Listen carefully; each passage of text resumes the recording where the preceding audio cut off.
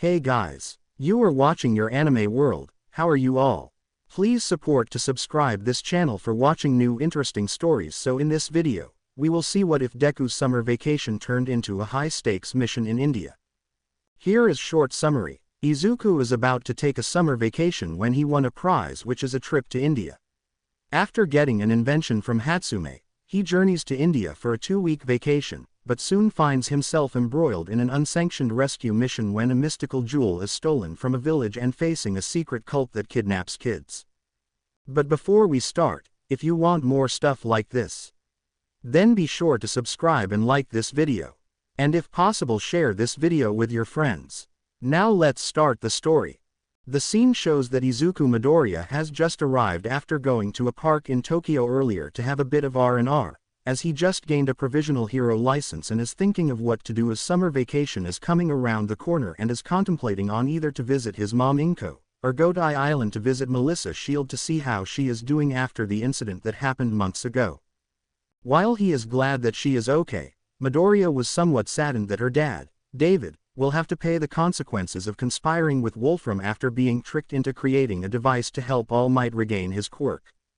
As Midoriya is walking towards the dormitory, he is intercepted by Nito Monoma, who takes the opportunity to jab an insult towards the Class 1A member, seeing that he has nothing to do and believed that he has no one to go to for internship, and began taunting him, saying that he couldn't find a villain to take on, believing that the villains do not see Midoriya as a threat and went to look for someone more worthy to face on.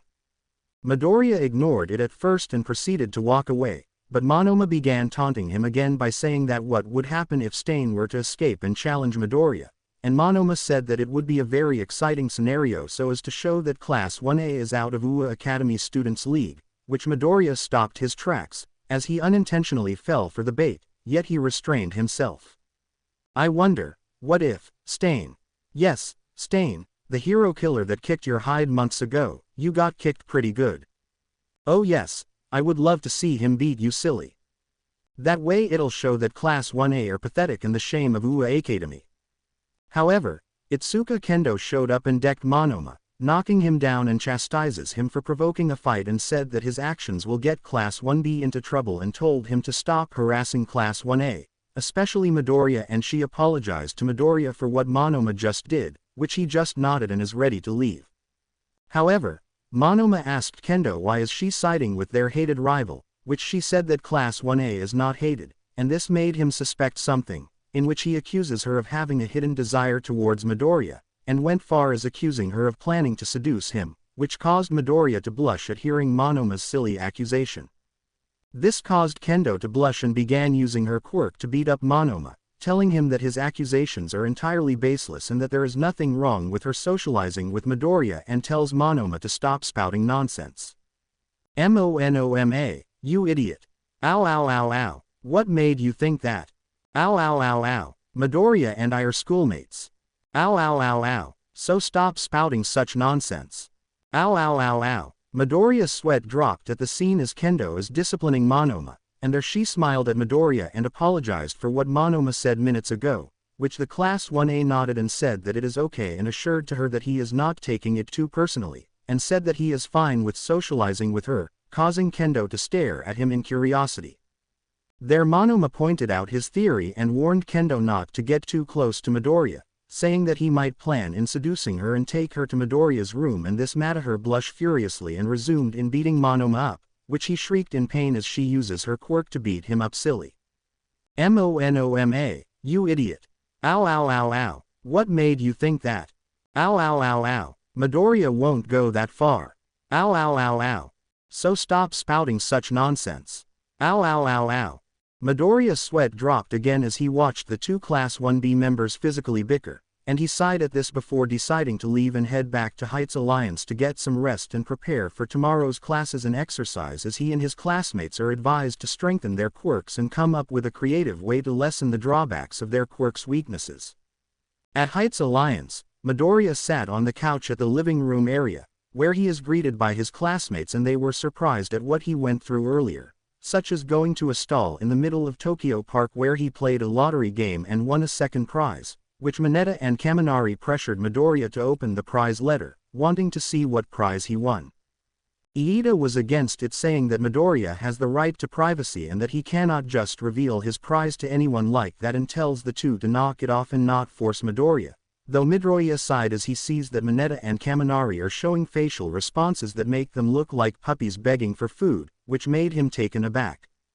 Yaoyorozu scolded the two boys for their behavior and told them not to force Midoriya to reveal his prize from winning the lottery, and tells them that they should go and win it if they wanted a prize, but Mineta and Kaminari said they only wanted to know what prize Midoriya won. Come on, don't be stingy, we just want to know what prize Midoriya win. It's not that bad, we just want to know. Yeah, there's no harm in that. So let's take a look. Right. Iida joined the argument and told his two classmates to knock it off and stop harassing Midoriya, and their Mineta teases Iida, saying that he too wants to take a peek at Midoriya's prize, and the class representative rebutted it and chastises Mineta for the unfounded accusation, sparking an argument between the two boys, which was hilarious to watch at. What was that? Eep, I would never go that far. How dare you make such an accusation? You're acting like a delinquent instead of a hero. You should be ashamed of yourself. Uraraka approached Midoriya and tells him that he should hide his prize letter so that the others won't try in attempting to take a peek, saying that it is precious to him and the others should learn to respect his privacy, which Midoriya smiled and glanced at his classmates, and there he told them to simmer down, stating that he will tell them what prize he won. The others stared in surprise, and Iida asked Midoriya if he is sure, saying that he shouldn't be pressured if he doesn't want to, but Midoriya said it is okay since he is not hiding anything from them, and there the others urges him to reveal the contents of the prize letter. Okay, we want to see. Yeah, come on, show it already. We're waiting, cut the suspense, we're ready. Midoriya sighed and said that he will open the letter, and upon doing so, it revealed that he has won a ticket trip to India, which the others were slightly surprised, as they expected that he would win a lavish trip to more reputable countries, like in Europe and the Mediterranean Sea, which the others agreed, as Yaoyorozu said that countries like New Zealand and Australia would be an ideal trip for a vacation. Tokiyami shared his classmates' sentiments, saying that while India is considered a tourist area, that country is plagued in some places with human rights violation, impunity and apathy, especially the crimes against women and children. The others nodded as they heard the news on the newspapers and the internet, and they wondered why someone would give Midoriya the vacation prize that is destined towards India. Whoa, tough luck. India of all places. That place makes me cringe. I heard that there are some bad stuff. At least you get to see the elephants. Maybe you might get a magic carpet. Aladdin got one there. That's in Arabian, Mineta. Midoriya thought about it carefully and then came up with a reply, saying that everywhere around the world, while there are bad elements and bad moments, he is sure that there are good ones, and tells his classmates not to judge a country too much as he believes that there are good people there and he is sure that his would-be trip to India would be a good one.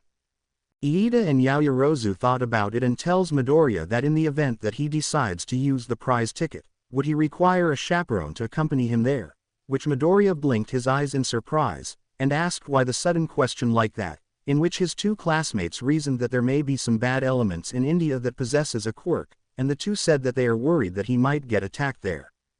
Midoriya thought about it well, touched by Iida and Yaoyorozu's concerns, and the rest of Class 1A, save for Bakugo and Todoroki, shared their sentiments and said that Midoriya should consider the possibility that he might get into a fight there given that some Indian nationals there might try anything foolish given that law and order there is a 50-50 thing. Maybe you should reconsider. Yeah, right. Think about the security and stuff. Not to mention that there might be villains there. And they might possess quirks. Maybe you needed someone to accompany you there. Yes, that would be the best choice. What do you say, Midoriya?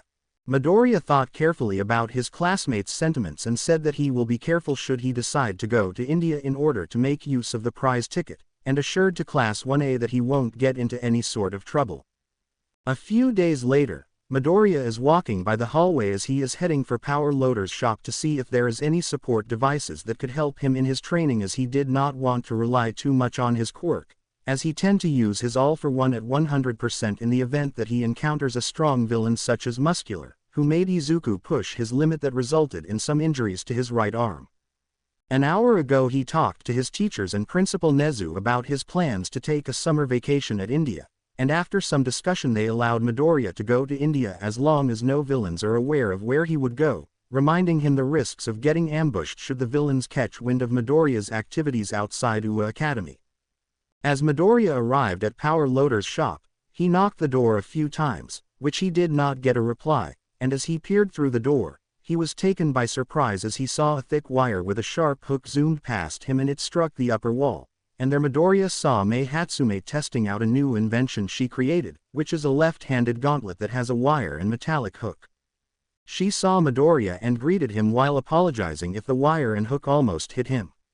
As Midoriya went inside, he asked what was that just now, in which Hatsume said that she is working on her newest invention, a gauntlet grappling hook, which she said that it will come in handy when the user needed something to reach higher grounds should she is low on quirk energy. This grabbed Midoriya's attention as he saw the grappling hook hit the higher area of the wall and then saw the hook and wire still attached on the gauntlet that Hatsume is wearing. He became curious as he felt that it might work as he felt that it can be applied in strategic battles. He then asked Hatsume if she can display the gauntlet some more, which made Hatsume thrilled. Hatsume-san, yes, can you show me that gauntlet thing? Are you interested in this newest baby? Yeah, a grappling hook, it might come in handy, especially in combat. Ha ha, sure, I'll show you what this baby can do. Great, can you demonstrate it? Okay, get ready. The scene shifts at Power Loader's shop, where it shows that Izuku Midoriya arrived, and as he peered through the door, he was taken by surprise as he saw a thick wire with a sharp hook zoomed past him and it struck the upper wall, and there Midoriya saw Hatsume testing out a new invention she created, which is a left-handed gauntlet that has a wire and metallic hook. She saw Midoriya and greeted him while apologizing if the wire and hook almost hit him. As Midoriya went inside, he asked what was that just now, in which Hatsume said that she is working on her newest invention, a gauntlet grappling hook, which she said that it will come in handy when the user needed something to reach higher grounds should she is low on quirk energy. She said that this device would come in handy if someone needed a way to make a quick getaway, which made him more curious. Voila, see that, my newest baby, it will help you bail out of any situation should your body gets exhausted from using your quirk. Yup, this baby will take you higher and higher. Really, that's right. This grabbed Midoriya's attention as he saw the grappling hook hit the higher area of the wall and then saw the hook and wire still attached on the gauntlet that Hatsume is wearing. He became curious as he felt that it might work as he felt that it can be applied in strategic battles. He then asked Hatsume if she can display the gauntlet some more, which made Hatsume thrilled. Hatsume-san, yes, can you show me that gauntlet thing? Are you interested in this newest baby? Yeah, a grappling hook, it might come in handy, especially in combat. Ha ha, sure, I'll show you what this baby can do. Great, can you demonstrate it? Okay, get ready. Hatsume then fastened the gauntlet on Midoriya's left forearm and told him which buttons to press should he decides to use the grappling hook in order to reach high places. As well as it can be used to knock down targets using the hook's tip. And there Midoriya felt thrilled as he believed that the gauntlet would come in handy, as he could use it to reach high places without using his quirk to do high jumps, as well as he can use it to knock down targets without relying in his quirk to activate the Detroit Smash. There he aimed his left forearm at the upper corner of the wall and activated the grappling hook, which the hooked wire is fired and as he is about to toggle the buttons to see if he could be propelled towards the ceiling or if it's possible to pull a target towards him. The gauntlet malfunctioned as Midoriya is suddenly pulled towards the ceiling, crashing face first.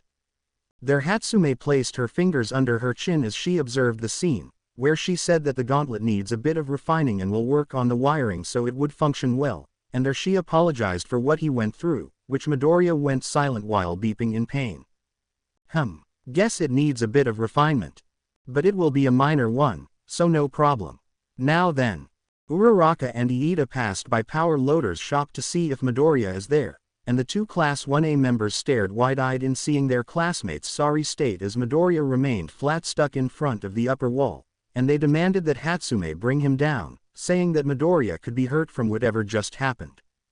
Hatsume said she will bring him down, but she would need a ladder, and began rummaging the tools to find a ladder, much to Iida's dismay as he and Uraraka told Midoriya to hang in there as they will try to get him down, assuring him that he will be okay and urged him not to move a muscle, which Midoriya remained silent while stuck on the wall.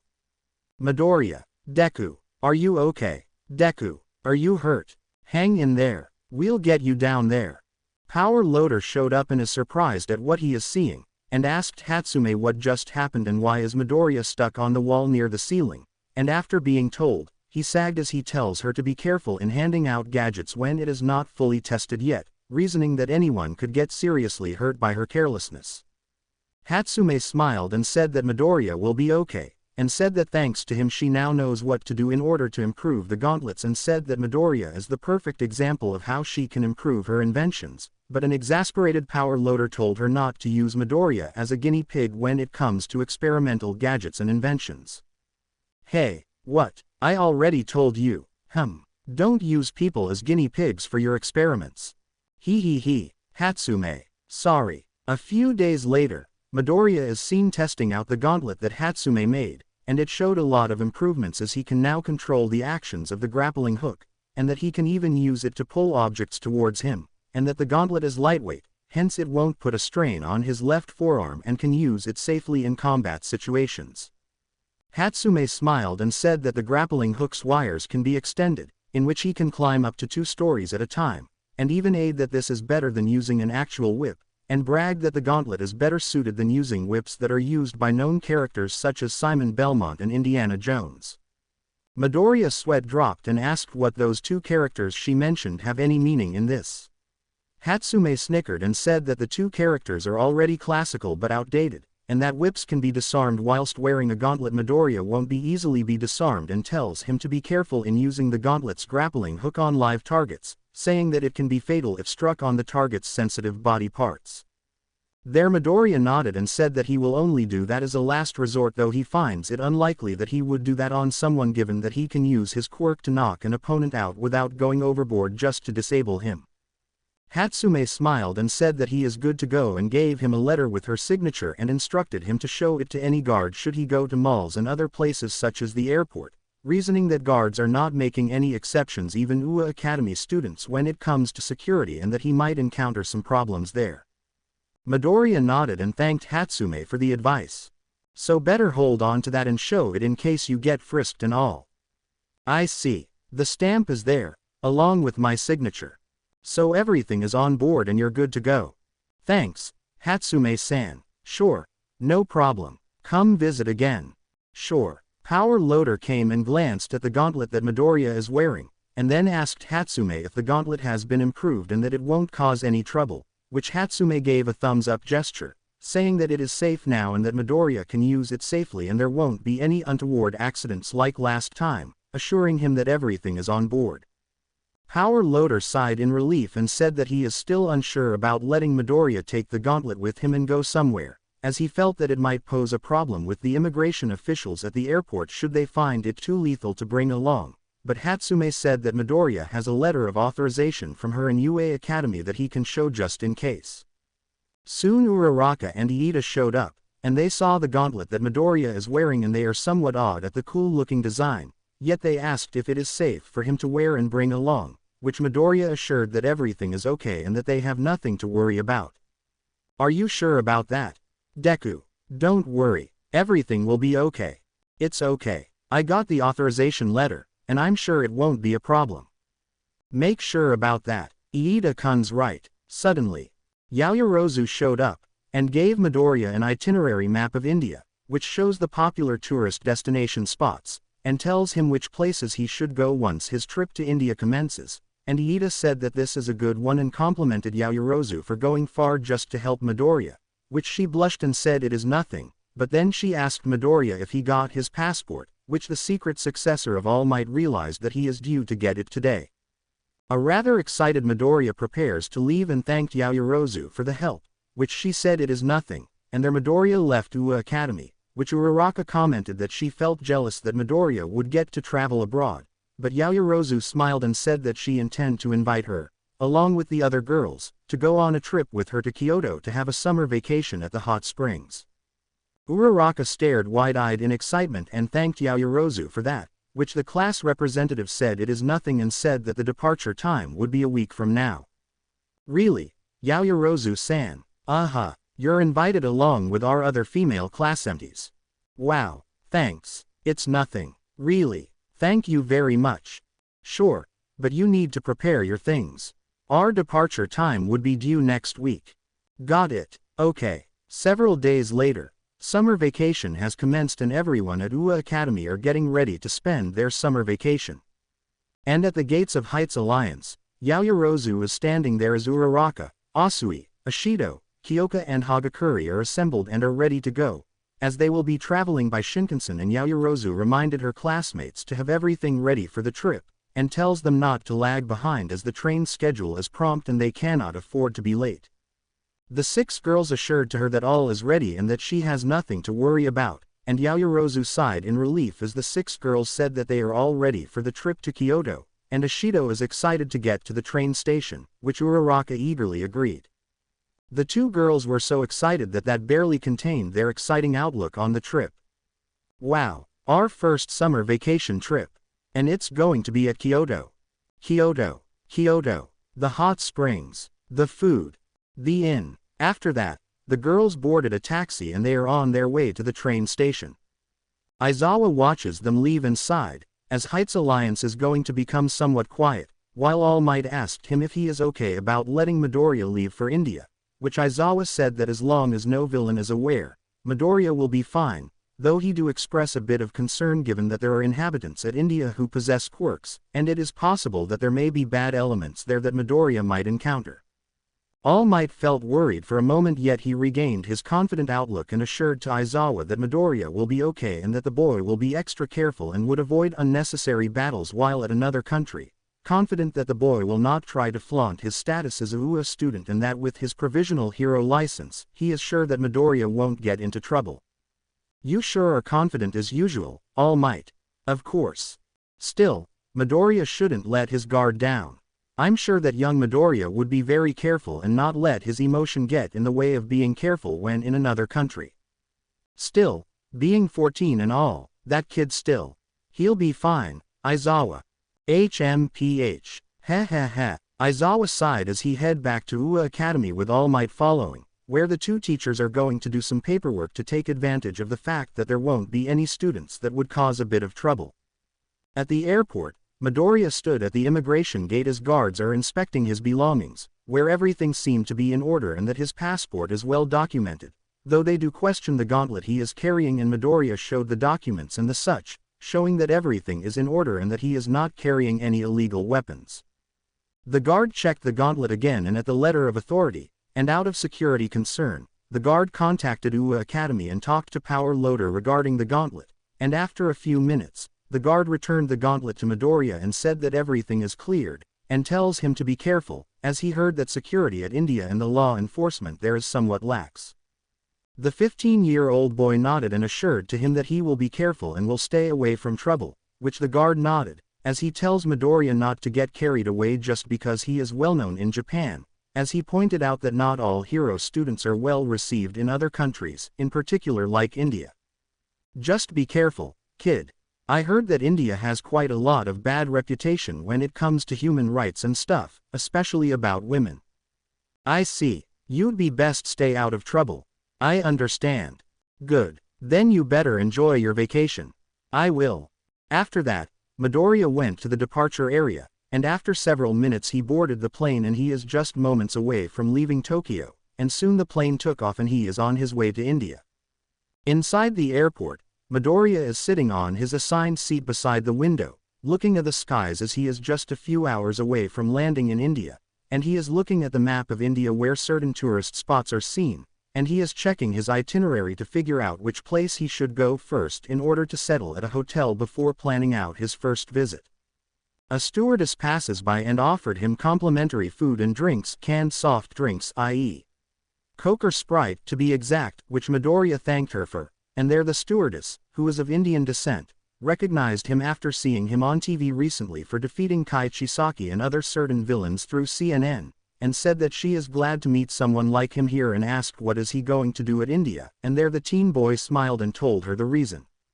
The stewardess smiled and tells him to enjoy his stay in India and hope that he gets a good experience during his stay there and that he finds something memorable to tell his classmates once he returned to his country of origin. Then please enjoy your stay at India. You will love our country. Really? Yes. Lots of memorable places you would like to visit. Yeah, I'll do that. And I'm sure there are people who would recognize you. Sure. Okay then, enjoy your flight. I will. However, his trip en route to India would not be as peaceful as expected, as there was a rowdy passenger, who was of Indian descent, and he appeared to be looking for a fight, as he recognized Midoriya and began belittling the boy and even said that he is not a hero but a wannabe, and even said that the boy's accomplishments are just child's play, and amount to nothing. The stewardess attempted to pacify the unruly passenger and told him to take his seat. But the rude passenger slapped her aside, and then challenged Midoriya to a fight, which Midoriya declined at first saying he is only here to take a vacation, but then the unruly passenger took out what appeared to be a thick knife-shaped steel object and threatened to puncture a hole on the window that would cause a vacuum of air to seep in and bring the plane down, and then taunted Midoriya for being a coward. So, will you accept my challenge? Hey, if you don't, I make a hole on the plane, and you know what will happen. You can't be serious. I am. So then, let's fight. The other passengers were worried, and a pair attempted to subdue him but were overpowered and injured, and there the unruly passenger gave Midoriya an ultimatum. Either the boy accepts the challenge or the passenger would bring the plane down, and took out what appeared to be a grenade, and this caused the other passengers to get scared. Midoriya gritted his teeth as he finds himself in a pinch, and reluctantly accepts the challenge and decided to end this conflict and plans to use a small portion of his quirk to knock the troublemaker out. But then he realized that he has the gauntlet and puts it on his left forearm and aimed it at the unruly man's right hand, and activated the grappling hook and caught the grenade, and he took it, which surprised the man, and there Midoriya discovered that the grenade is only a fake, and then he decided to disarm and disable the man by using the full cowling and focused its energy on his left foot, where he did a running flying kick, which sends the man across and knocks him out. There the rest of the crew tied up the man and puts him in his seat. Then the crew apologized to Midoriya and the other passengers for what happened, but they said that it is okay, and they thanked Midoriya for stopping the foolish man from causing a ruckus even though the boy is really the man's target. Sorry about that, kid. Yes, that man is a shame of India. Please do not think badly of us Indians. No, of course not. Thank you, boy. We'll see to it that this man will be arrested. Please enjoy your flight. We will be there soon. The rest of the minutes went on without further incident, and the flight went on to become generally peaceful, and Midoriya sighed as he never thought that his vacation trip would net him an unsanctioned hero duty that is outside Japanese land. The flight crew then thanked Midoriya for the help and apologized for the disturbance, which he said it is okay, and the flight crew offered him complimentary food and drinks as gratitude for his help, which Midoriya was surprised at the generosity of the flight crew. At Uahai, some of the Class 1B students are seen at the garden area where some of the Class 1A students are there, and they overheard Iida, Uraraka and Yaoyorozu discussing about Midoriya going to India all by himself, and that they are confident that Midoriya will be fine all by himself, and that his trip there would be enjoyable. Some of the Class 1B students were astounded upon hearing and learning that Midoriya got a free trip to India and that he would get to some of the most popular tourist destination spots, and some became impressed and commented that Midoriya is such a lucky boy as he would get to have all the fun, and Itsuka Kendo approached Yaoyorozu and asked if Midoriya is really on his way to India, which Yaoyorozu nodded and said that by now Midoriya should be arriving soon there. Really? Yes. He should arrive at India at this time. Wow, Midoriya is really lucky. I suppose he is. Makes me wish I want to take an overseas trip. I'm sure that one day you would get one, Kendo-san. Yeah, I really like to visit South Korea. That's a bit ambitious, though. However, Nito Monoma showed up and began taunting Class 1A, at Midoriya's expense, saying that Midoriya is sure to get into trouble due to him having the provisional hero license and that Midoriya is sure to look for a fight and brag to the world how great a hero he is, which caused Iida and Uraraka to glare at Monoma, seeing that he is just here to provoke Class 1A. Kendo put a stop to Monoma's foolishness by knocking him out, and there she apologized to Yaoyorozu, Iida and Uraraka about her classmates' foolishness, though the trio said that it is okay. Oh, it's okay. Don't worry about it. Yeah, we don't mind. Just get him out of here. Before he wakes up, he might get all of us in trouble. So please, put a tape on his mouth. And shut him up. Quote. After that, Kendo dragged and knocked out Monoma as they head back to the dorm, while the trio Class 1A members pondered on what to do next. Indira Gandhi International Airport. The Indira Gandhi International Airport is the main international airport situated in the NCR National Capital Region. It is a public airport and is located in the southwest part of the city. The busiest airport of the country, it houses 6 terminals for serving the passengers. The airport has a capacity of managing over 46 million passengers. About 80 airlines operate from this airport. The airport functions as a hub for the following airlines: Air India Regional, Air India, Go Air, Blue Dart Aviation, Jagson Airlines, Indigo, Jet Airways, Jetlight, SpiceJet, and Kingfisher Airlines. Midoriya realized that he is now in New Delhi, the main capital of India, and there he went around the arrival area to pick up his belongings and went to the gate where he submitted his bags for inspection via the X-ray machine, which passed safety requirements, and then showed his passport to the immigration guard. The guard checked the passport, and upon seeing the boy's name, the guard offered good compliments to the boy when he realized who Midoriya is, as the guard saw the boy on TV when the US Sports Festival aired on Indian TV. Izuku: Midoriya, hey, you're that boy with the green costume, aren't you? Yes, I saw the US Sports Festival, you look cool. Really? Yes, and I know you aim to become a hero, right? Well, yes, welcome to India. Please enjoy your stay, and I'm sure our people here in India would be thrilled to meet an international hero like you. Ah ha ha ha. Midoriya smiled and went on his way, and passed by a shop where he looked for a map where various tourist spots are shown, as Midoriya needed one given that this is his first time here in India and has no idea where to go. He then passed by an internet cafe and decided to go there and surf the internet, where he downloaded the list of recommended places in India where he would go on a tourist trip, and found the following places that has the most recommendations. The places he found are shown and described. 1. The Taj Mahal, Agra. Perhaps India's most recognizable building, the Taj Mahal is also the world's most famous testimony to the power of love. Named after Mumtaz Mahal, the favorite wife of Emperor Shah Jahan, this most beautiful of mausoleums was begun upon her death in 1631 and took 20,000 workmen until 1648 to complete. Incorporating many elements of Islamic design including arches, minarets, an onion-shaped dome, and black calligraphy inlaid around the entrance, the Taj Mahal is largely constructed of white marble decorated with delicate inlaid floral patterns and precious and semi-precious stones such as jade, lapis lazuli, diamonds, and mother of pearl. The best time to visit is either at dawn or dusk, when the atmosphere is brilliantly altered by the change in lighting. If possible, try to catch a view of the Taj Mahal's reflection from the far bank of the Yamuna River. It makes for a memorable and safe selfie. Address: 64 Taj Road, Agra 282001. 2. The Holy City of Varanasi.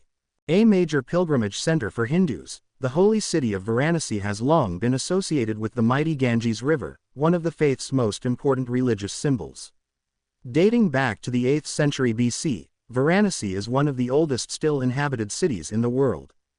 It offers many reasons to visit, not least of them the chance to explore the old quarter adjacent to the Ganges, where you'll find the Kashi Visvanath Temple, built in 1780. The new Visvanath Temple with its 7 separate temples is also of interest. Bathing in the Ganges is of great importance to Hindus, and numerous locations known as ghats feature stairways leading to the water where the faithful bathe before prayers. All told, Varanasi boasts more than 100 ghats, the largest being Dasashvamed Ghat and Aussie Ghat. The latter, at the confluence of the Ganges and Aussie rivers, is considered particularly holy. Also worth seeing is Banaras Hindu University, established in 1917 and noted for its massive library with more than 1 million books, and the superb Bharat Kala Bhavan Museum featuring fine collections of miniature paintings, sculptures, palm leaf manuscripts, and local history exhibits. 3. Harmandir Sahib, the Golden Temple of Amritsar. Founded in 1577 by Ram Das, Amritsar is an important hub of Sikh history and culture. The main attraction here is Harmandir Sahib, opened in 1604 and still often referred to as the Golden Temple for its beautiful gold decoration. The holiest of India's many Sikh shrines, it also attracts many Hindus and people of other faiths. The temple was built in a blend of Hindu and Islamic styles, its lower marble section featuring such flourishes as ornate inlaid floral and animal motifs, while the large golden dome represents a lotus flower, a symbol of purity to Sikhs. In addition to its splendid design, visitors are equally impressed with the temple's spiritual atmosphere, an effect enhanced by the prayers continuously chanted from the Sikh holy book and broadcast throughout the complex. Part of the overall experience, and visitors are welcome to participate, is the chance to enjoy one of the 50,000 free meals the attraction serves up to visitors each and every day. Address: Golden Temple Road, Amritsar, Punjab 143006. 4. The Golden City, Jaisalmer. So named for the yellow sandstone used in most of its buildings, the Golden City of Jaisalmer is an oasis of splendid old architecture that rises from the sand dunes of the Thar Desert. Once a strategic outpost, today the city is filled with splendid old mansions, magnificent gateways, and the massive Jaisalmer Fort, also known as the Golden Fort, a daunting 12th century structure that rises high above the town. In addition to its palaces, temples, and fine old homes, the fortress boasts 99 bastions along with massive gates leading to its main courtyard, where you'll find the 7-story tall Maharaja's Palace. Started in the early 1500s and added to by successive rulers right up until the 19th century, the palace offers sections open to the public, including areas beautifully decorated with tiles from Italy and China, and intricately carved stone doors, as well as a number of Jain temples dating from the 12th to 16th centuries, each decorated with fine marble and sandstone images, palm leaf manuscripts, and brightly painted ceilings. Be sure to also check out the well-preserved 1,000-year-old library, Gyan Bhandar, with its many 16th century manuscripts and antiquities. 5. The Red Fort, New Delhi. Built by Shah Jahan in 1648 as the seat of Mughal power, a role it maintained until 1857, the magnificent crescent-shaped Red Fort in New Delhi, named after the stunning red sandstone used in its construction, covers a vast area of more than 2 square kilometers, all of it surrounded by a large moat. Highlights include its 2 largest gates, the impressive Lahore Gate, the fort's main entrance, and the elaborately decorated Delhi Gate, once used by the emperor for ceremonial processions. A fun part of a visit is exploring Chatta Chowk, a 17th century covered bazaar selling everything from jewelry to silk garments, as well as souvenirs and food items. While you can explore the fort yourself, guided tours are offered and provide a fascinating insight into the life and times of the Shah, including a peek into the stunning white marble hall of public audiences, Diwan-i-Am, where he received his subjects. Address: Netaji Subhash Marg, Chandni Chowk, New Delhi, Delhi 110,006. 6. Mumbai. The Gateway of India. Standing an impressive 26 meters tall and overlooking the Arabian Sea, the iconic Gateway of India is a must-see when in Mumbai. Built to commemorate the arrival of King George V and his wife Queen Mary in 1911, this stunning piece of architecture was opened with much pomp and ceremony in 1924 and was, for a while, the tallest structure in the city. Constructed entirely of yellow basalt and concrete and notable for its Indo-Saracenic design, the Gateway of India was also the scene of a rather less jubilant procession of British soldiers in 1948 when India gained its independence. These days, the huge archway provides a stunning backdrop that is as popular among locals as it is tourists. 7. Mecca Masjid, Hyderabad. Construction of Hyderabad's Mecca Masjid, one of the world's largest mosques and one of the oldest in India, began in 1614 during Muhammad Quli Qutb Shah's reign and took almost 80 years to complete. Large enough to accommodate 10,000 worshippers, this beautiful mosque's 15 enormous arches and pillars were each wrought from single slabs of black granite dragged to the site by huge cattle trains reputedly consisting of up to 1,400 bulls. Taking its name from the bricks above the central gate that were brought here from Mecca, this impressive complex features highlights such as its main gateway, huge plaza, a large man-made pond, and a room that houses the hair of Prophet Muhammad. Other notable features include inscriptions from the Quran above many of the arches and doors, the exquisite roof of the main hall, the cornices around the entire mosque structure, and the floral motifs and friezes over the arches. Address: Hyderabad, Telangana 500002. 8. Amer Fort, Jaipur. Amer Fort, often also spelt Amber, was built as a fortified palace in 1592 by Maharaja Man Singh and has long served as the capital of Jaipur. Carved high up into the hillside, the fort is accessible on foot via a steep climb or by shuttle rides from the town below. Better still, let an elephant do the work. Highlights include Jaleb Chowk, the first courtyard, with its many decorated elephants, and the Sheila Devi temple, dedicated to the goddess of war. Also of note is the adjoining hall of public audience Dewan-i-Am, with its finely decorated walls and terraces frequented by monkeys. Other highlights include Souk Niwas, the hall of pleasure, with its many flower beds and a channel once used to carry cooling water, and the Temple of Victory Jai Mandir, notable for its many decorative panels, colorful ceilings, and excellent views over the palace and the lake below.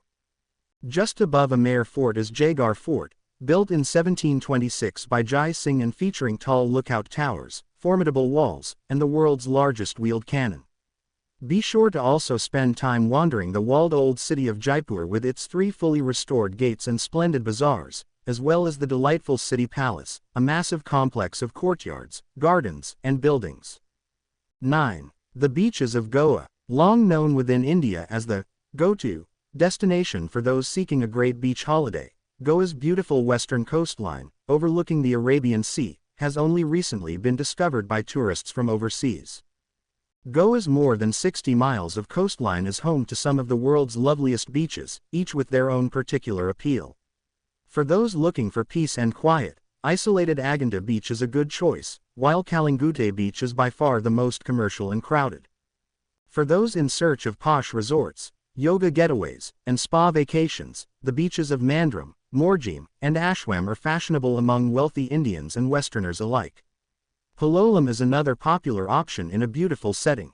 While in Goa, be sure to visit the Bhagwan Mahavir Wildlife Sanctuary. This superb attraction is home to thick forests and plenty of fauna, including deer, monkeys, elephants, leopards, tigers, and black panthers, as well as India's famous king cobras and some 200 species of birds. Also worth a visit is Devar Island, accessed by ferry from Old Goa. Highlights include Piedade, a typical Goan village and home to the Church of Our Lady of Compassion with its interesting stucco work, Baroque plaster decorations, and altars, as well as stunning views of the surrounding countryside. 10. Periyar National Park and Wildlife Sanctuary, Madurai. One of South India's most popular tourist attractions, Periyar National Park and Wildlife Sanctuary is centered around a lake built by British engineers in 1895 for irrigation and to provide water to the city of Madurai. Established in 1934, this beautiful park is home to numerous species of mammals, including a large free-roaming Indian elephant population, wild boar, otters, the lion-tailed macaque, and more than 20 Bengal tigers. Bird watching is a popular activity with frequent sightings of species such as darters, storks, kingfishers, hornbills, and racket-tailed drongos, along with many interesting varieties of butterflies. The best ways to enjoy the park's splendid mountain scenery are to take a lake cruise or guided jungle walk, the latter allowing visitors a chance to come face to face with elephant herds and observe other wildlife from watchtowers and viewing platforms. Hot tip: be sure to stop at one of the many nearby spice, tea, or coffee plantations for a tour. 11. Agra Fort.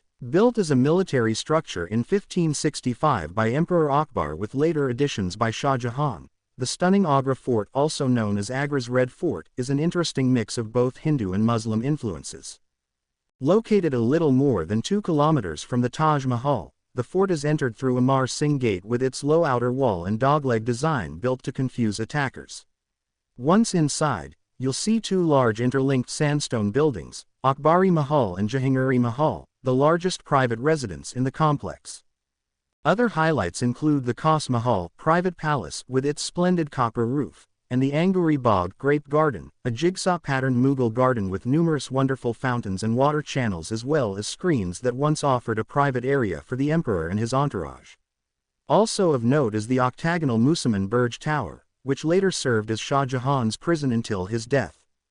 Address: Rakabaganj, Agra, Uttar Pradesh 282003.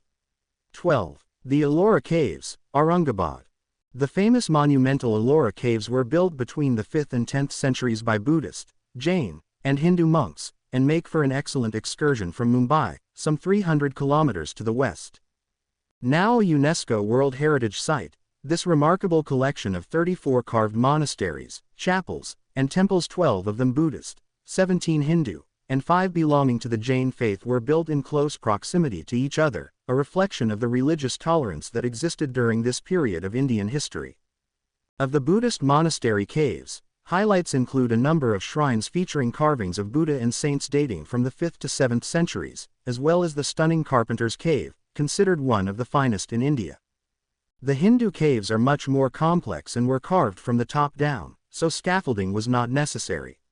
Of these, the best is the Kailasa Temple, an enormous rock-cut temple representing Mount Kailasa and requiring the removal of 200,000 tons of rock. 13. Mehrangarh Fort, Jodhpur. Dominating the old city of Jodhpur, the massive Mehrangarh Fort, one of the largest fortifications in India, was built in the 15th century to safeguard the people of the famous Blue City, as Jodhpur is still known, a name derived from its indigo-colored houses, painted blue to deflect the heat. Built on top of a towering outcrop, Mehrangarh is an amazing feat of construction, its massive walls all but impenetrable. Access is via one of 7 splendid gates, including Jaya Pole and Fateh Pole, the latter still bears scars from cannon attacks. Highlights of a visit include exploring the fort's fascinating network of courtyards and palaces, as well as a museum housing a splendid collection of artifacts related to the Maharajas. Be sure to spend time in the historic center of Jodhpur itself, famous for its 8 city gates, a lovely old clock tower, and numerous bazaars selling everything from vegetables to sweets, spices, and handicrafts.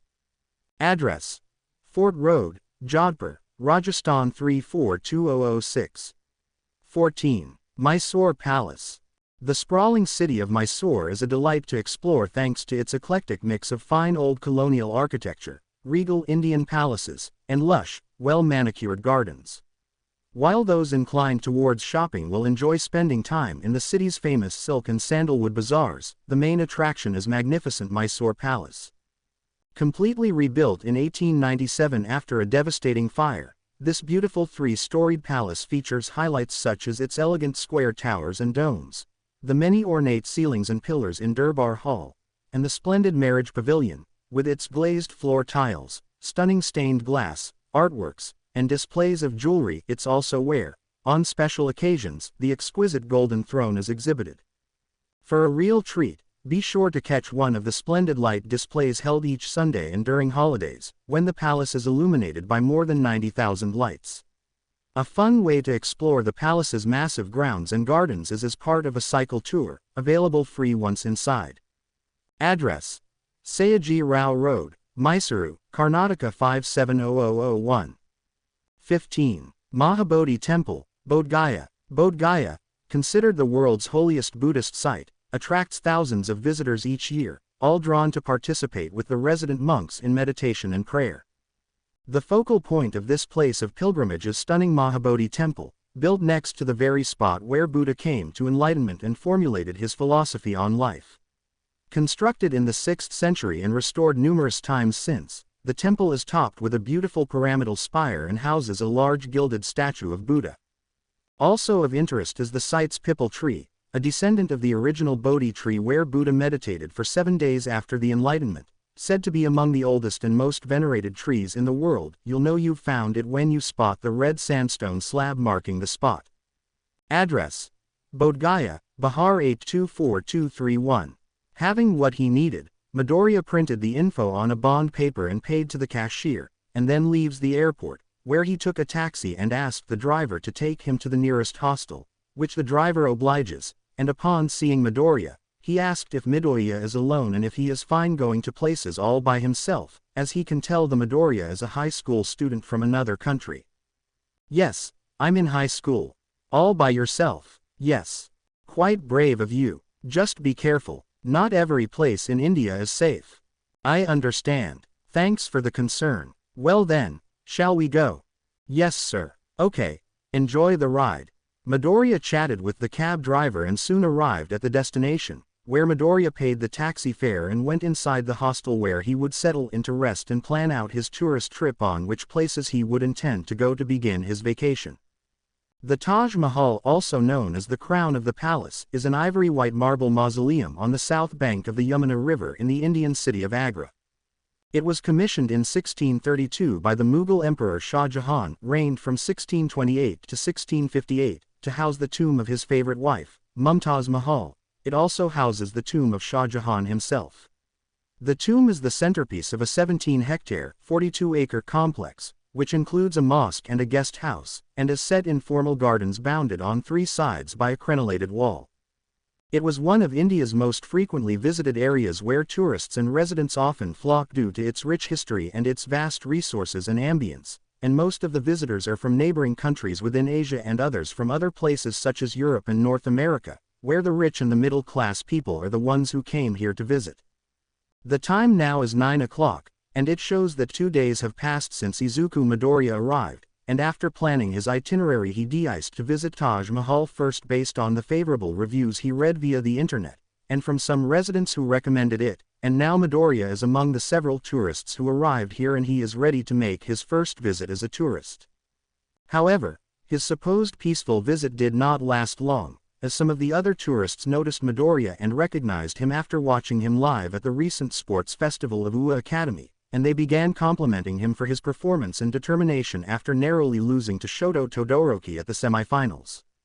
The admirers ranges from Asians to Europeans, and complimented Midoriya for showing his cool intellect in formulating strategies that helped him get through the final rounds of the sports festival. "Hey, I saw you on cable TV. You sure are cool. Yeah, you made it to the semifinals. It's a shame you narrowly lost to the boy with fire and ice. But you shouldn't be daunted. You have a long way to go.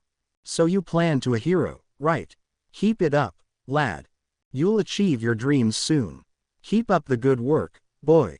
Midoriya blushed and said that he did not do anything special and said that he is just an aspiring hero student, yet his act of humbleness and humility further earned the respect of the other tourists and tells the 15-year-old boy that he will soon reach his dreams and become a bona fide pro hero, and that his humbleness is what will take him to the top.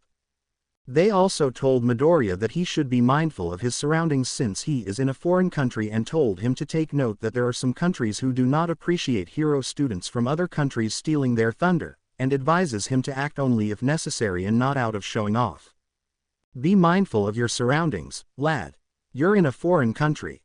They sometimes do not appreciate quirked people from other countries stealing India's limelight, if you get my drift. So don't jump in unless the situation calls for it, boy. Remember, you're a visitor and not a local. We're telling you this since we are quite concerned about the fact that you came here alone. Don't take it too personally." Sure, thanks, sir, ma'am." By then the tour guide came and told the tourists to line up as they are about to begin the tour of Taj Mahal, and so the tourists, Midoriya included, began to follow the tour guides as they began their trek and began to walk about the area they are in. As the tour is underway, the tour guide began explaining the origins of the area, where he told the tourists about the construction of the mausoleum, which was essentially completed in 1643, but work continued on other phases of the project for another 10 years. According to the tour guide, the Taj Mahal complex is believed to have been completed in its entirety in 1653 at a cost estimated at the time to be around 32 million rupees, which in recent times would be approximately 52.8 billion rupees US $827 million. The construction project employed some 20,000 artisans under the guidance of a board of architects led by the court architect to the emperor, Ustad Ahmad Lahori. The tourists were astounded at hearing this and learned something about how Taj Mahal came to be. Wow, interesting. So that's it. Hearing this info in live action is better than reading Wikipedia. Glad I came here. So educational. Makes me to want to visit this place again. This is gonna be good. The tour guide then explained that the Taj Mahal was designated as a UNESCO World Heritage Site in 1983 for being the jewel of Muslim art in India and one of the universally admired masterpieces of the world's heritage. It is regarded by many as the best example of Mughal architecture and a symbol of India's rich history. The Taj Mahal attracts 7 to 8 million visitors a year, and in 2007, it was declared a winner of the new 7 Wonders of the World 2007 initiative. Midoriya listened attentively and learned something about the lecture, and he began to mumble about what he learned, which caught the attention of the other tourists, and they were bemused to see Midoriya acting like an elementary student on a field trip, and they jokingly told him that he is in a tour with tourists and not at a school field trip, which Midoriya apologized, but the tourists politely assured to him that it is okay. Sorry about that. Oh, don't sweat it. It's fine. You sure are innocent. Makes me wish I had my youth again. Better enjoy your trip here. You'll never get to experience this again.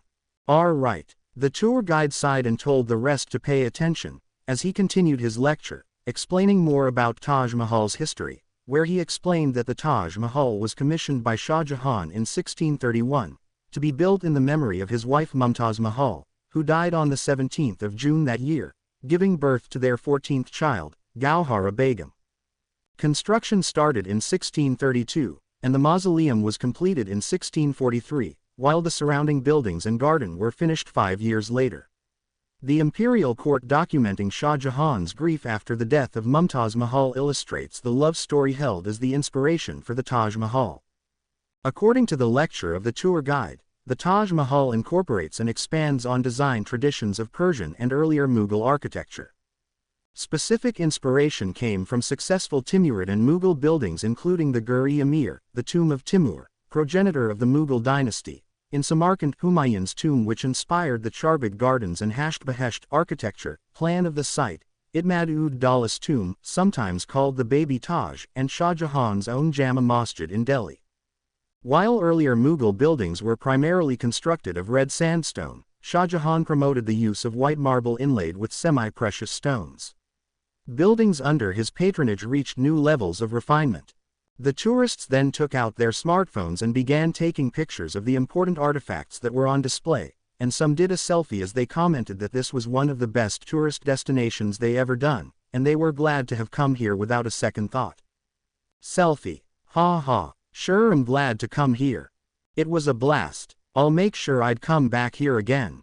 This is one of the best tourist destination ever. Next time I'll invite my friends to come over here.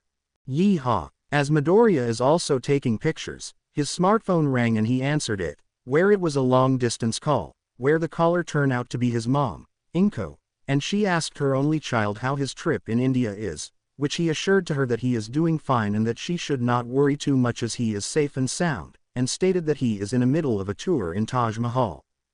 Really, Izuku? Yes, Mom. Okay. Just enjoy your trip. I will. Make sure that you. I know. Mom, I know. Okay. See you soon. Yes, Mom. Seeing that her son is doing fine, Inko tells her son to be extra careful since he is all by himself, and he assured to her that he is doing fine and that she has nothing to worry about, and as the call ended, Midoriya is ready to listen more of the lectures from the tour guide, but then he discreetly noticed one of the tourists, seeing that his shoes are somewhat disheveled and that his attire was a bit dusty. He also noticed that the person's hand is inside his pocket and that he is trying to pull something out, and Midoriya sensed that something is amiss, so he pretended that he did not notice anything and remained discreet to avoid attracting suspicion. Soon the tourist pulled something out from his pocket, which turned out to be a grenade, and the person turns out to be not a tourist but a jihadist, as he tells the tourists that they are infidels who are feasting over the treasures of India and that they will pay in kind, such as their worthless lives and their blood, which the tourists began to panic. He's got a grenade. Watch out. He's gonna throw it at us.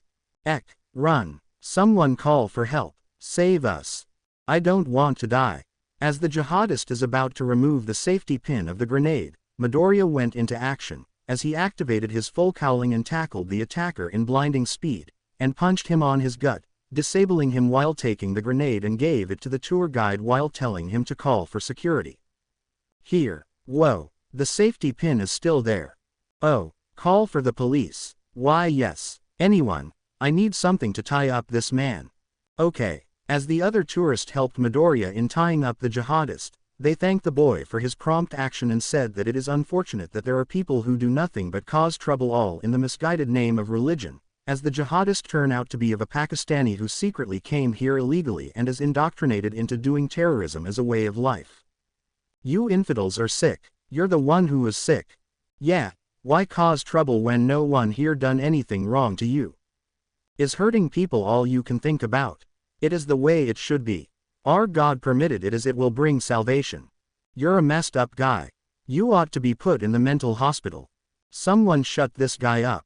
Yeah, he's crazy. The jihadist was defiant and said that he is doing this in the name of the Almighty, yet Midoriya rebuked him for using religion as an excuse for committing murder, but the jihadist insisted that it was justified as he is doing his will and nothing more, and even told Midoriya that he is the devil that must be purged in order for India to become a holy land once more.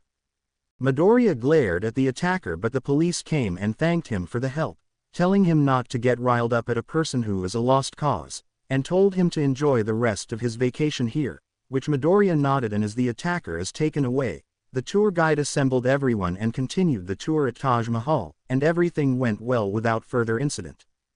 By the end of the day, Midoriya returned to the hostel he is staying and is planning his next visit now that he has taken a lot of pictures of Taj Mahal, and is now considering in making his next tour, when the janitor came and told Midoriya that he is being credited on the news about him stopping the jihadist, and Midoriya humbly said he is just doing what a citizen would do. Hey, boy, you're on TV. Me, yes, you were given credit for saving the tourists while in Taj Mahal. Well, you really are a hero. After that, he decided to rest up and prepare for his next trip.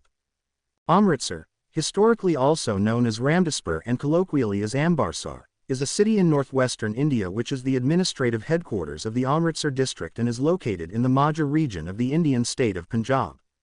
According to the 2011 census, the population of Amritsar was 1,132,761. It is one of the 10 municipal corporations in the state, and Karamjit Singh Rintu is the current mayor of the city. The city is situated 217 kilometers (135 miles) northwest of state capital Chandigarh and 455 kilometers (283 miles) northwest of New Delhi, the national capital. It is near Pakistan, with the Wagah border being only 28 kilometers (17.4 miles) away. Amritsar has been chosen as one of the heritage cities for HRIDAY, Heritage City Development and Augmentation Yojana scheme of Government of India. Amritsar is home to Harmandir Sahib, popularly known as the Golden Temple, one of Sikhism's most spiritually significant and most visited gurudwaras. The city is also known for its wooden chessboards and chess pieces manufacturing industry. Midoriya arrived minutes ago as he joins a group of tourists who are seeking to learn its history as well as taking souvenir pictures, and the teen boy is rather excited, and hope that he doesn't encounter another troublemaker like what happened recently at Taj Mahal. There another group of tourists recognized Midoriya and complimented him in a friendly way. He modestly said he is just a student wanting to become a pro-hero, and the tourists encouraged him to do his best so that he can become successful in his upcoming career. Keep up the good work, boy. Do your best. Be the great hero that you want to be. And don't let success get to your head. The world will be watching you. And don't let the support you receive go in vain. You'll one day become a real hero. Be like All Might. By then the tour guide arrived and had everyone assembled, and there the tour within Amritsar is about to commence, and there the tour guide began explaining about the site's history, which Midoriya began to take notes of the lecture. According to the tour guide, Guru Ram Das, the fourth Sikh guru, is credited with founding the holy city of Amritsar in the Sikh tradition. Two versions of stories exist regarding the land where Ram Das settled. In one based on a gazetteer record, the land was purchased with Sikh donations, for 700 rupees from the owners of the village of Tung. According to the Sikh historical records, the site was chosen by Guru Amar Das and called Guru Dachak, after he had asked Ram Das to find land to start a new town with a man-made pool as its central point. After his coronation in 1574, and the hostile opposition he faced from the sons of Amar Das, Ram Das founded the town named after him as Ramdaspur. He started by completing the pool, and building his new official Guru Center and home next to it. He invited merchants and artisans from other parts of India to settle into the new town with him. The town expanded during the time of Aryan, financed by donations and constructed by voluntary work. The town grew to become the city of Amritsar, and the pool area grew into a temple complex after his son built the Gurdwara Harmandir Sahib, and installed the scripture of Sikhism inside the new temple in 1604. The construction activity between 1574 and 1604 is described in Mahima Prakash Vardik, a semi-historical Sikh hagiography text likely composed in 1741, and the earliest known document dealing with the lives of all the 10 gurus. Soon the next topic is shown about the Jallianwala Bagh massacre. According to the tour guide, the Jallianwala Bagh massacre, involving the killings of hundreds of Indian civilians on the orders of a senior British military officer, Reginald Edward Harry Dyer, took place on 13 April 1919 in the heart of Amritsar, the holiest city of the Sikhs, on a day sacred to them as the birth anniversary of the Khalsa Vaisakhi Day. In Punjab, during World War I 1914-18, there was considerable unrest particularly among the Sikhs, first on account of the demolition of a boundary wall of Gurdwara Rakabganj at New Delhi and later because of the activities and trials of the Guderites, almost all of whom were Sikhs. In India as a whole, too, there had been a spurt in political activity mainly owing to the emergence of 2 leaders, Mahatma Gandhi (1869–1948), who after a period of struggle against the British in South Africa, had returned to India in January 1915, and Annie Besant (1847–1933), head of the Theosophical Society of India, who on the 11th of April 1916 established the Home Rule League with autonomy for India as its goal. In December 1916, the Indian National Congress, at its annual session held at Lucknow, passed a resolution asking the king to issue a proclamation announcing that it is the aim and intention of British policy to confer self-government on India at an early date.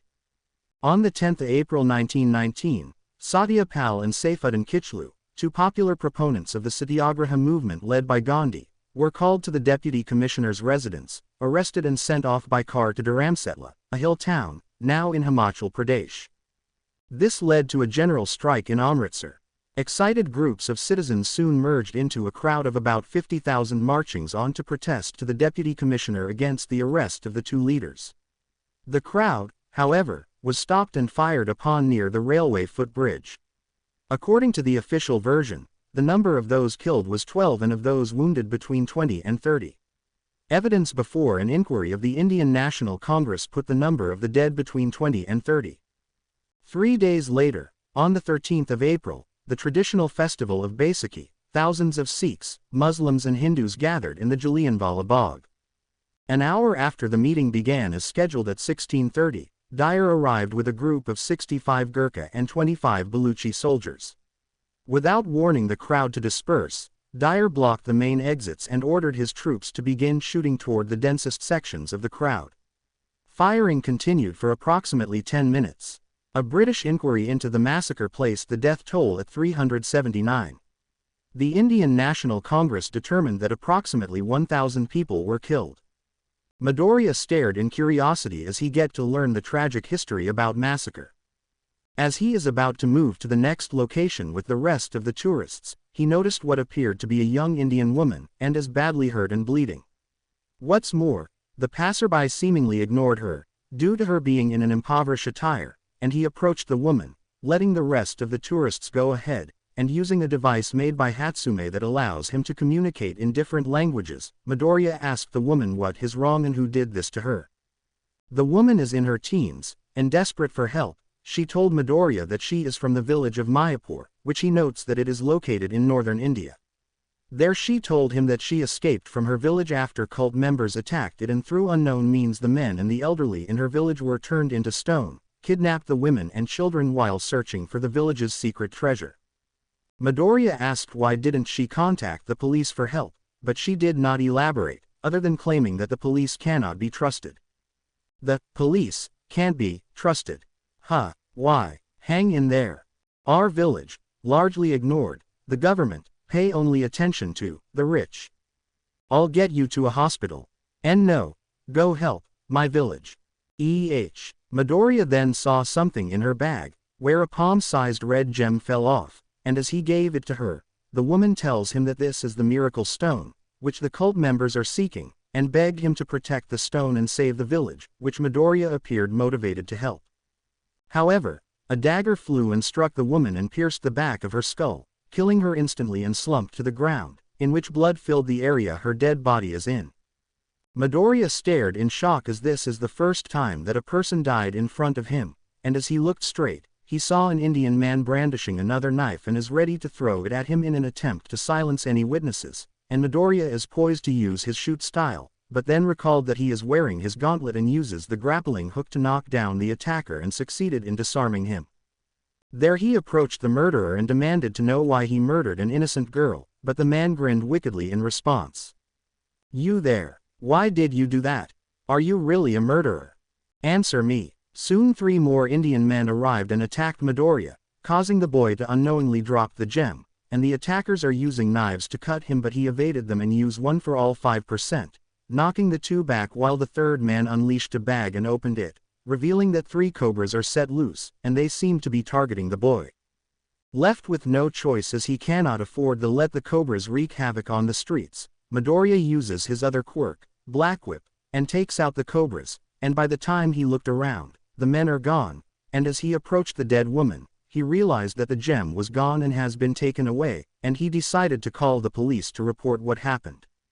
At the police station, Midoriya twitched his eyes as he is being interrogated by the police about the incident, and it is shown that he is being pressed as the suspect and are pressuring him to admit the crime, and yet Midoriya maintained his innocence and said to the police what really happened, yet the police said there are no witnesses and that his alibi doesn't stick.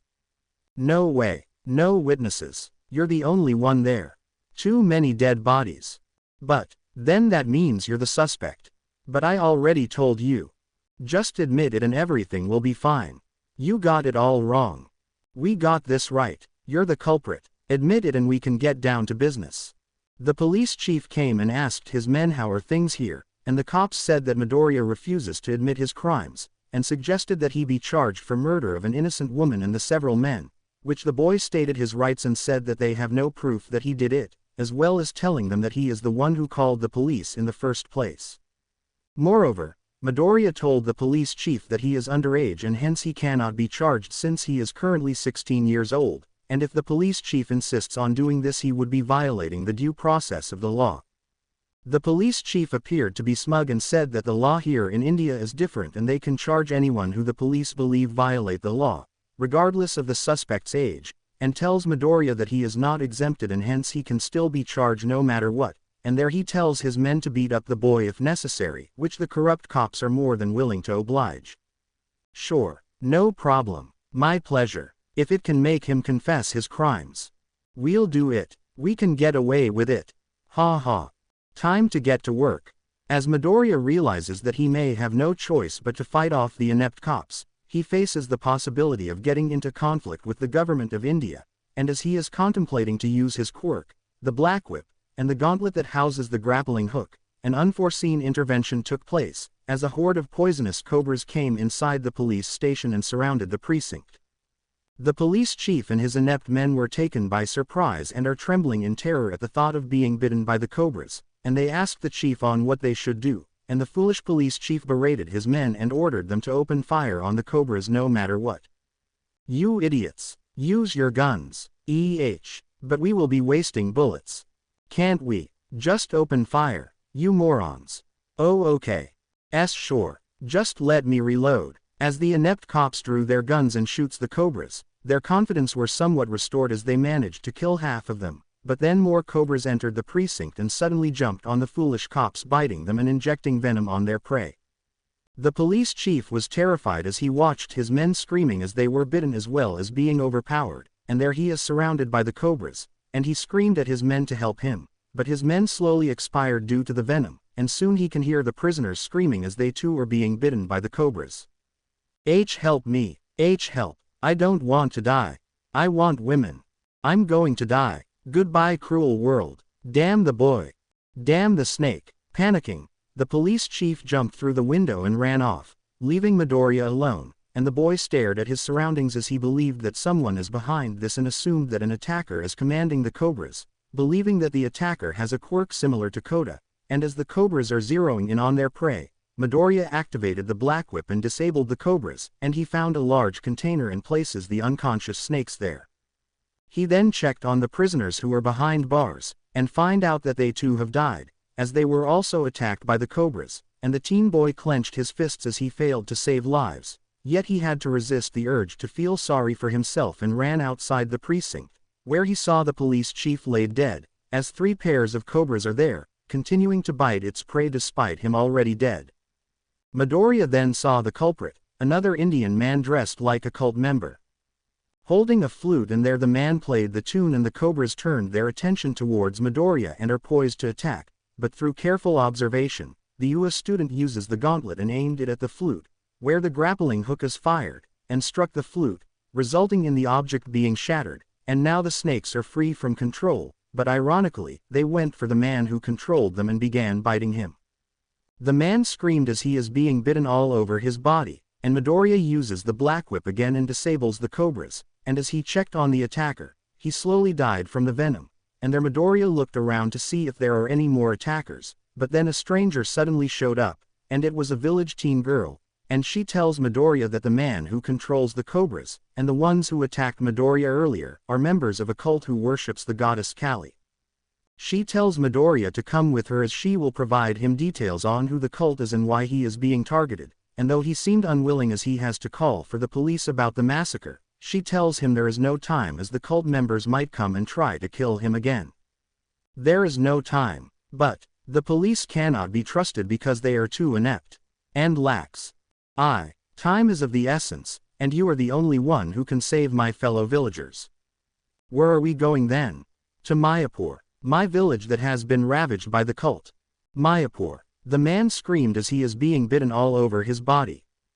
And Midoriya uses the black whip again and disables the cobras, and as he checked on the attacker, he slowly died from the venom, and there Midoriya looked around to see if there are any more attackers, but then a stranger suddenly showed up, and it was a village teen girl, and she tells Midoriya that the man who controls the cobras, and the ones who attacked Midoriya earlier, are members of a cult who worships the goddess Kali. She tells Midoriya to come with her as she will provide him details on who the cult is and why he is being targeted, and though he seemed unwilling as he has to call for the police about the massacre, she tells him there is no time as the cult members might come and try to kill him again. There is no time, but the police cannot be trusted because they are too inept and lax. Time is of the essence, and you are the only one who can save my fellow villagers. Where are we going then? To Mayapur, my village that has been ravaged by the cult. Mayapur, left with no choice, Midoriya went with the teen girl as they leave the scene. There the village girl boarded a bicycle and Midoriya boarded behind her as the girl pedaled and leaves the police station in order to bring him to Mayapur so as to show him the reason why she wanted his help as well as to shed light on why the miracle stone was stolen. Several minutes later, soldiers passed by and are taken by surprise at the scene of the crime, and seeing the bite marks on the man, the policeman and the prisoners, they assume that wild snakes have come here and are looking for food. Thus they felt that this is not really a crime but an accident, as the soldiers are unaware that cult members did the murder and were killed by the cobras in the process. Damn, what a sight. So, do we treat this as a crime scene? No need. Just tell the press it's just an accident. Really? Yeah, snakes are animals, not criminals. You got a point, right? The soldiers are also unaware that Midoriya was unintentionally involved due to being at the wrong place and at the wrong time, and thus they did not bother in checking anything else and went on to take the dead bodies to the nearest morgues. And given that there are no CCTV installed, the soldiers have no idea that the incident at the police station is really murder-driven given that the cult members have a diabolical reason to target Midoriya in the first place.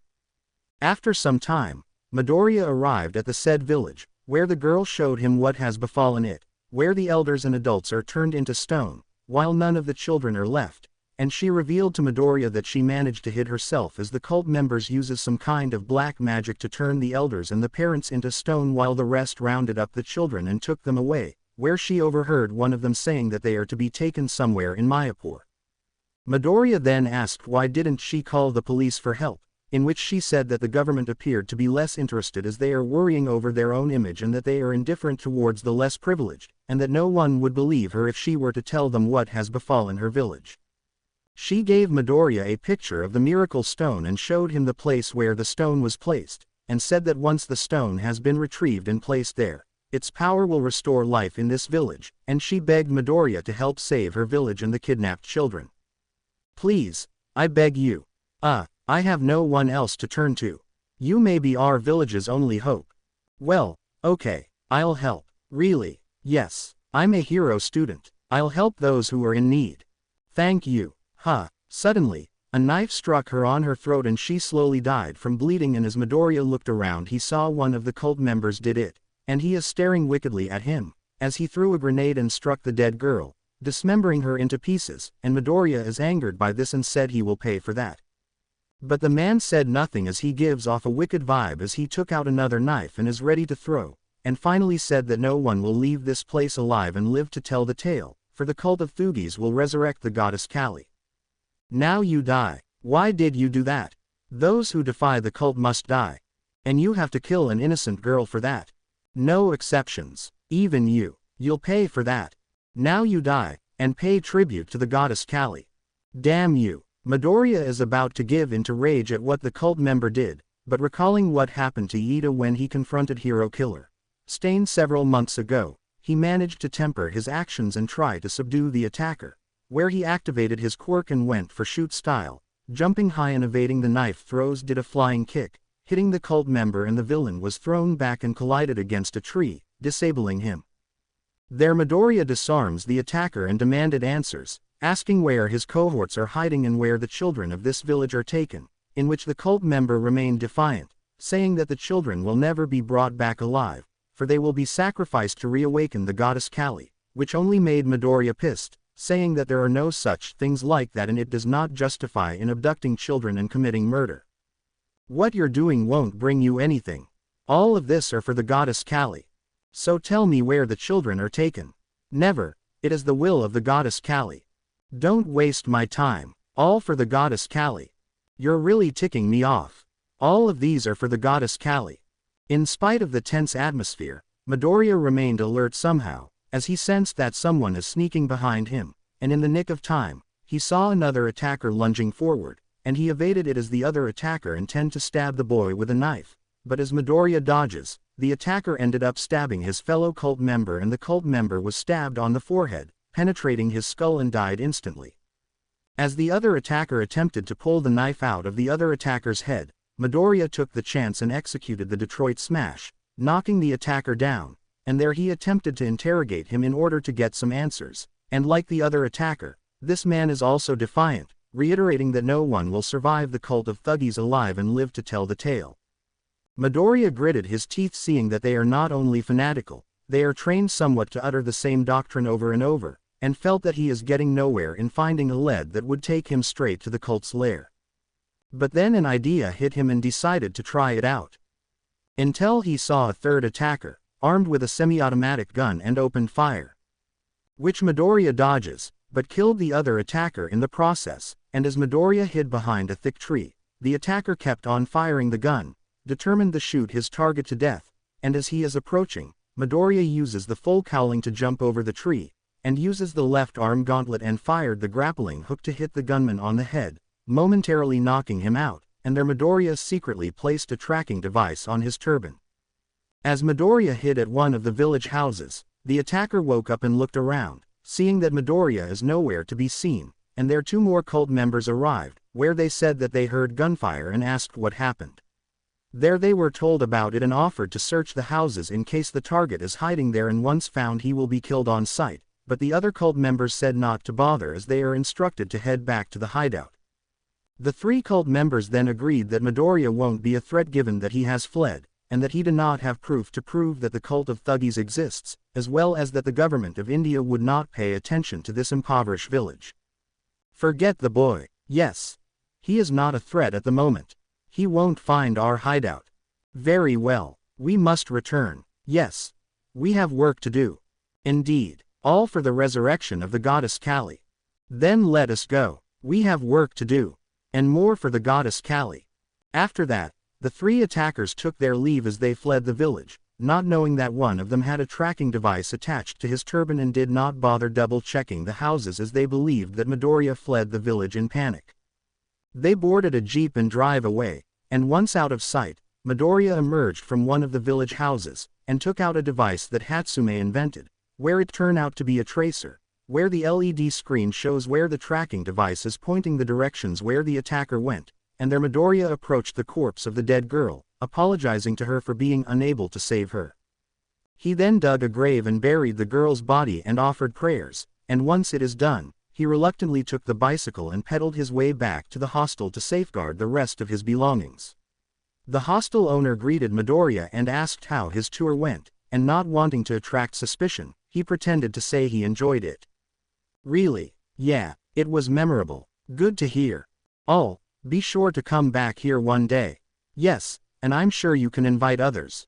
Anyway, sir, yes. To get some insight, Midoriya pretended to be curious and asked about this village, and the hostel owner reluctantly told Midoriya what he knows, and admitted that there is corruption within the political system of this country, and hence why the said village was impoverished and that it did not gain media attention, as the corrupt politicians are more concerned about their image rather than the citizens. Midoriya clenched his fists seeing that this is one country he has come to loathe, that the political leaders intentionally forsaken some of the citizens they are supposed to protect, and there Midoriya pretended to be more curious, and said he heard rumors about some sick people worshipping something about Kali, and the hostel owner covered the boy's mouth. He looked around seeing that no one is around at the moment and whispered to Midoriya, telling him in a concerned tone not to bring that topic up, stating that those who got the gist of that ended up dead, and the police would wash their hands and say it is the work of pervs.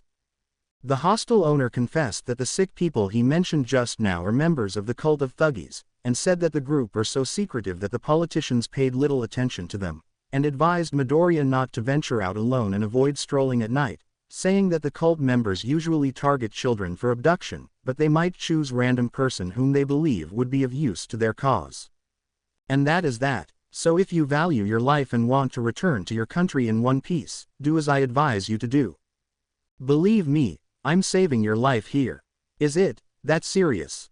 Yes, I see. Midoriya nodded and apologized for making him worried, and the hostel owner nodded and told Midoriya to stick to his itinerary and travel with a group, stressing that he is also concerned about his customers as he doesn't want to lose any that would keep his business floating.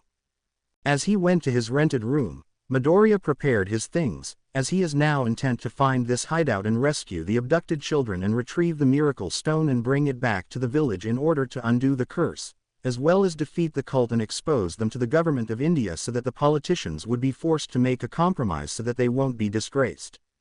Midoriya then puts on his hero costume and then his trench coat, where he decided to head there right away, but then the hostel owner came barging in, and told Midoriya to get out of here as cobras are invading the hostel. Hey, boy, quote exclamation mark quote, you got to get out of here. Why? Cobras are invading this hostel. No way, could it be? Don't brood, just go and save yourself. Midoriya stared wide-eyed at hearing this and then screams can be heard and the two went out of the room where other tourists are running and screaming, while others are on the floor as several cobras are biting their prey, and Midoriya was in disbelief, as he wondered if he has been tracked down. The hostel owner told Midoriya to make a run for it, but the UA student asked the hostel owner what is he going to do at this time, but the hostel owner told Midoriya not to worry and urged him to run. Realizing that a cult member might be outside and controlling the cobras, Midoriya ran out of the hostel, and looking around, he saw one playing a flute, and he uses the gauntlet's grappling hook to hit the man and knocked him out, and as he went back inside the hostel, he saw the cobras stop attacking and passed out.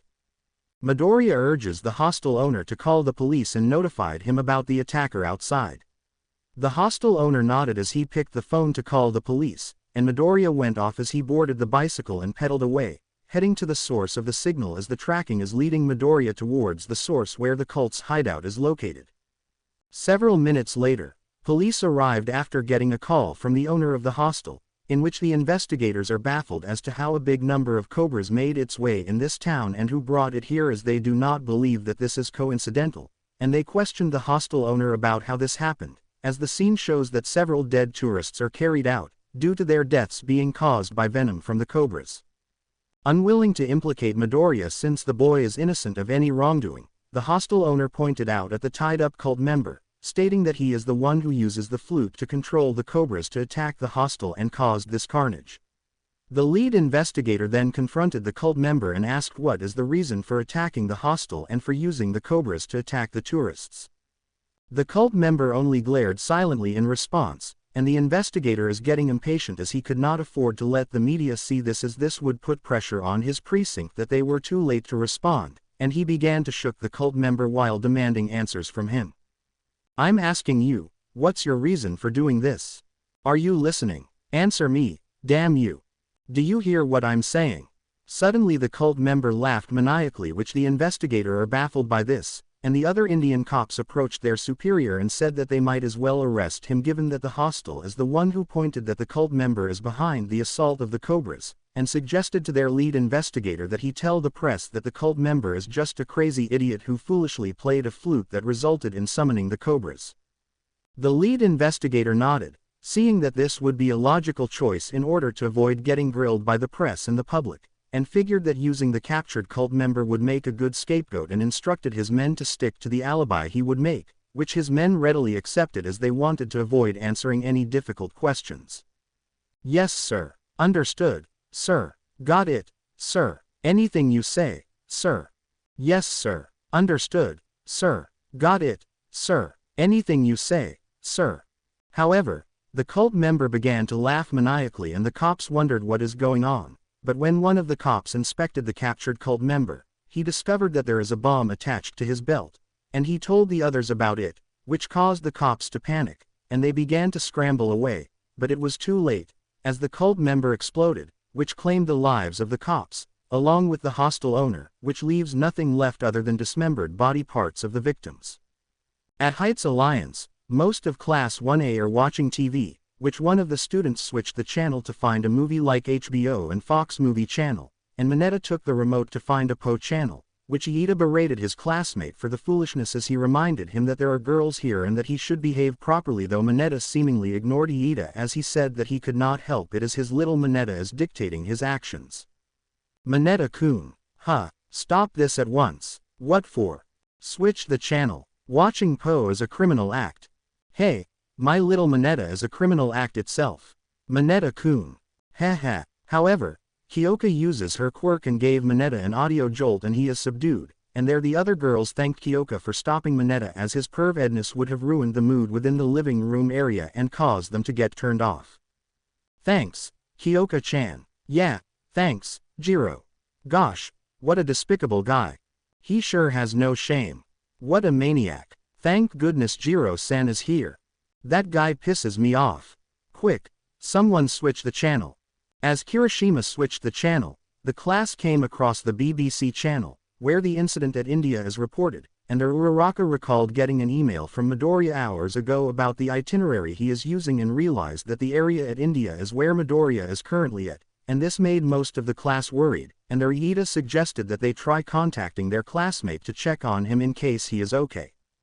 Yaoyorozu then suggested that she would use her quirk to create a device that would allow her to contact Midoriya through his smartphone even though he is at overseas, which Iida nodded and tells her to do it so that they can contact Midoriya and confirm his safety. "Can you do that, Yaoyorozu-san?" "Yes, Iida-san."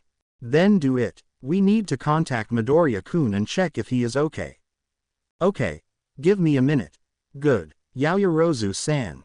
"Almost there." Nodding, Yaoyorozu uses her quirk to create a device that would enable her to contact Midoriya via smartphone despite him being in another country, and there they attempted to contact their classmate, but for some reason he could not be reached as the signal appeared to be jammed or apparently Midoriya's smartphone is off.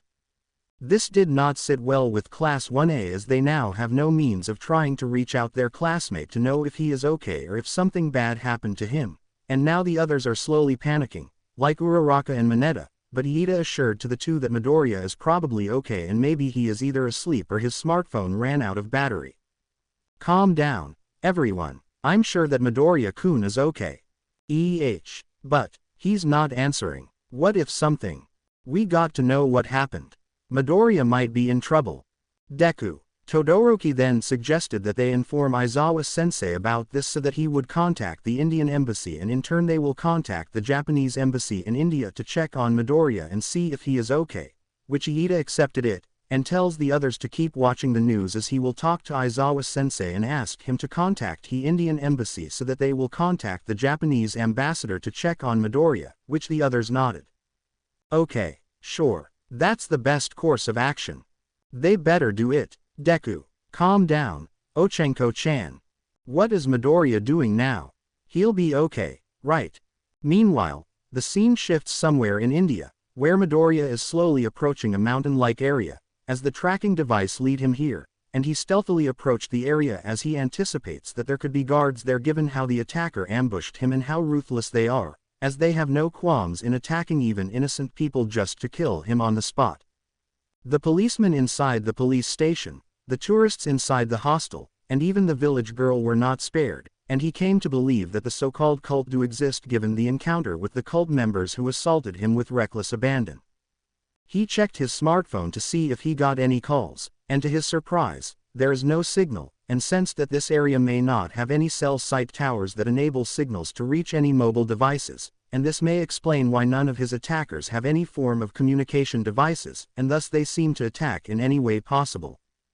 Guess that makes sense. As he checked the area, he sees that there are no guards around, and the place looked deserted on the outside, and Midoriya decided to take the chance to infiltrate the area and find a way in, as he believed that there may be a secret passage of sorts as he checked on the device he is carrying, which the tracking signal is shown pointing to a certain direction. The Stage 1 BGM of Arumana no Kaseki plays. Midoriya followed where the signal is taking him, as he walked towards the mountain-like area, where to his surprise, there are several cave-like entrances, and yet the signal did not lead him there as he followed the direction that the device is leading him, as he felt that he is heading to the right direction as he went to some curves before heading straight. Midoriya then stopped as he saw several cobras appeared from several areas and are heading towards his direction, and the vacationing UA High student sensed that the cult members may have anticipated his arrival and now he is being ambushed.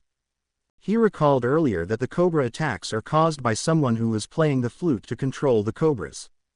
And he uses his quirk to activate the black whip and uses it to whip and disable the cobras, and once the snakes are taken out, he proceeded and after a few minutes another set of cobras appeared, where Midoriya uses the black whip to take out more of the snakes, and as he walked further he could hear the sounds of the flute being played, and after hiding a bit, he finally saw a man with a turban playing the flute.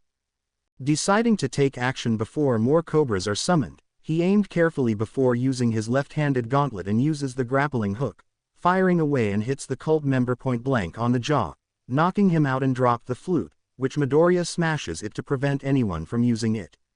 Checking on the device, he learned that he is nearing the entrance. As he began climbing the mountain-like area, it took some minutes before finally set foot on a road and walked the narrow path before entering the entrance, and after several seconds, he got in, where to his surprise, the first area inside the mountain shows that it was another open place, where several cave-like entrances are displayed, and now he'll have to rely on the tracking device to get to the right direction and not get lost. Geez, it's like a labyrinth. As he followed the signal, he carefully traversed the area and looked around, making sure he would not carelessly run into trouble, but then fate has plans for the teen boy as several cult members showed up. Armed with guns and blades, they began to attack their target, which they proclaim that no one will leave alive and expose the cult of thuggies to the world. Midoriya stared in surprise at seeing the vast numbers of the attackers as they begin their attack while praising the cult's name in praise, not caring if the gunfire hits their fellow cult members as if they were programmed to take out their target no matter what. Death to the infidels. Those who disrespect the goddess Kali must die. Long live the cult. We will rule the world. Death to the infidels. Those who disrespect the goddess Kali must die. Long live the cult. We will rule the world. Midoriya dodges the hail of gunfire as he seeks cover, and once he finds an opening, he activated his quirk and uses shoot-style full cowling to move fast, evading the bullets and uses the black whip to grab and throttle the gunmen at each other while using flying kicks to disable and knock out the gunmen, leaving a few left to continue the attack. The remaining gunmen did not seem to mind it as they kept on firing, while proclaiming that the goddess Kali will be revived and that those infidels who dare try to stop her will suffer a blasphemous death for showing utter disrespect to their goddess. Death to the infidels. Those who disrespect the goddess Kali must die. Long live the cult. We will rule the world. Death to the infidels. Those who disrespect the goddess Kali must die. Long live the cult. We will rule the world. Midoriya kept on dodging the hail of gunfire and got close to the gunman and did a series of flying kick attacks which steadily decreases the obstacles, and the remaining cult members resorted to using bladed weapons like knives, swords and the like, charging towards their lone target as if they are programmed to kill him whatever it takes. Seeing that the cult members are approaching from both sides, Midoriya uses the black whip and the grappling hook of his gauntlet to disable the approaching attackers. Then he backed away to get room and then attack again before resorting to use full cowling to jump upwards, and then uses the black whip to whip the attackers until they are knocked out. However, the cult members are defiant to the end, not caring if their numbers decreases, as they proclaimed that the infidels will pay dearly with their life as the goddess Kali will be resurrected and will rule the world. Death to the infidels. Those who disrespect the goddess Kali must die. Long live the cult. We will rule the world. Death to the infidels. Those who disrespect the goddess Kali must die. Long live the cult. We will rule the world. At the Indian embassy, Shota Aizawa paid a visit and spoke to the ambassador, informing him of the incident where the hostel that Midoriya is staying was attacked, and that Midoriya could not be contacted, which the pro-hero U.A. High Teacher said that he is worried as the area where the hostel was assaulted by cobras is among the areas that Midoriya visited. The Indian ambassador assured to Aizawa that everything is all right and that he will update him on the latest happenings at India, and that he will let Aizawa know that Midoriya is in good hands, which the pro-hero doesn't look assured, noting that the Indian ambassador appeared to be dodging the subject and wanted to end the discussion ASAP. Rest assured, Mr. Eraserhead, we will do all we can. Why does your tone sound not reassuring? I think you're mistaken, sir. Can you do it? Why yes, of course. Please, one of our students is alone there, and my other students saw the news last night. Don't worry, we will get to the bottom of this. Suddenly, Aizawa's cell phone rang and he answered it. Where the caller turned out to be Hisashi Yamada, aka Present Mike. And their present Mike told Aizawa that he is watching BBC Channel Live, where he told Aizawa to use his second smartphone and switch to the channel, which Aizawa did, and it featured a live update from India, where the hostel is being shown, where several dead bodies are being carried from the hostel, and one of the investigators found Midoriya's personal ID, and there Aizawa showed it to the Indian ambassador, who appeared to be a bit flustered. Aizawa spoke to the ambassador in a deadpan tone and asked if India is really a safe place, and pointed out to the live footage where most of the victims from the Cobra attacks are foreigners, and he told the ambassador that if Midoriya is either missing or abducted by the attackers, he will file a diplomatic protest, which the ambassador assured that he will do all he can to ensure Midoriya's safety. Rest assured, Mr. Eraserhead, we will do all we can. Why does your tone sound not reassuring? It sounds like you're not interested. I think you're mistaken, sir, we are concerned as well. Can you do it? Why yes, of course. Please, one of our students is alone there, and my other students saw the news last night. Don't worry, we will get to the bottom of this. You better, because if anything happens to Midoriya. The scene shifts at the cult's lair, where you can see Midoriya is having a rather busy, but tension-filled moment, as he is carefully avoiding getting hit by a volley of gunfire from the cult members of the Cult of Thuggies, which continue to fire their weapons at their sole target, and surprisingly, none of the cult members showed any signs of agitation over the fact that Midoriya kept on evading the gunfire due to him using shoot style. In fact, the cult members appeared to act like puppets, as they are programmed to show their superiority and their loyalty to the cult's cause, shown that they repeatedly chanted the cult's cause and stating that those who resist the cult will meet a swift and painful death. Death to the infidels. Those who disrespect the goddess Kali must die. Long live the cult. We will rule the world. Death to the infidels. Those who disrespect the goddess Kali must die. Long live the cult. We will rule the world. As the minutes passed, the attack intensifies, and Midoriya realized that he cannot afford to waste time, as he kept on dodging the hail of gunfire and got close to the gunman and did a series of flying kick attacks which steadily decreases the obstacles, and the remaining cult members resorted to using bladed weapons like knives, swords and the like, charging towards their lone target as if they are programmed to kill him whatever it takes. Seeing that the cult members are approaching from both sides, Midoriya uses the black whip and the grappling hook of his gauntlet to disable the approaching attackers, Then he backed away to get room and then attack again before resorting to use full cowling to jump upwards and then uses the black whip to whip the attackers until they are knocked out. However, the cult members are defiant to the end, not caring if their numbers decreases, as they proclaimed that the infidels will pay dearly with their life, as the goddess Kali will be resurrected and will rule the world. Death to the infidels. Those who disrespect the goddess Kali must die. Long live the cult. We will rule the world. Death to the infidels. Those who disrespect the goddess Kali must die. Long live the cult. We will rule the world. Midoriya sighed at seeing that the cult members do not seemingly have any souls, as if they are acting like mere machines as they keep on attacking even though their numbers steadily decreases, yet they keep on attacking. And there he decided to get a bit aggressive and managed to get close and delivered the attacks, even though this would put him in danger. His efforts, however, paid off, as he managed to knock the cult members out until no one is left standing, and Midoriya sighed as he made sure that the attackers are out cold, so that he would not worry about getting caught in a sneak attack, and proceeded to go ahead as he followed the tracker's signal which leads him towards another cave entrance, and he is now sure on where to go, and hoped that there won't be another barricade of attackers waiting for him ahead. However, he noticed that there are other cave entrances on the upper sides, and wondered if they are alternate paths or are mere decoys, as he is unsure on whether to explore them or not, as he is relying on the tracker's signal. But then several cult members came out jumping, and they are armed with bladed weapons, and they appeared to be in a state of trance as all are staring at him like they are seeing things while chanting the same words the other defeated cult members said earlier. Death to the infidels. Those who disrespect the goddess Kali must die. Long live the cult. We will rule the world. Death to the infidels. Those who disrespect the goddess Kali must die. Long live the cult. We will rule the world. Midoriya stared wide-eyed seeing that he may have walked right into an ambush site, as there are about 15 men dressed like Indian druids, and they are acting like marionettes as they jumped down from a great height, and even after injuring themselves they kept on getting up, not minding the pain their bodies displayed, and Midoriya asked them if they are really acting like that or are plain overzealous. Are you people that reckless? Are you putting yourselves in peril just for what you said just now?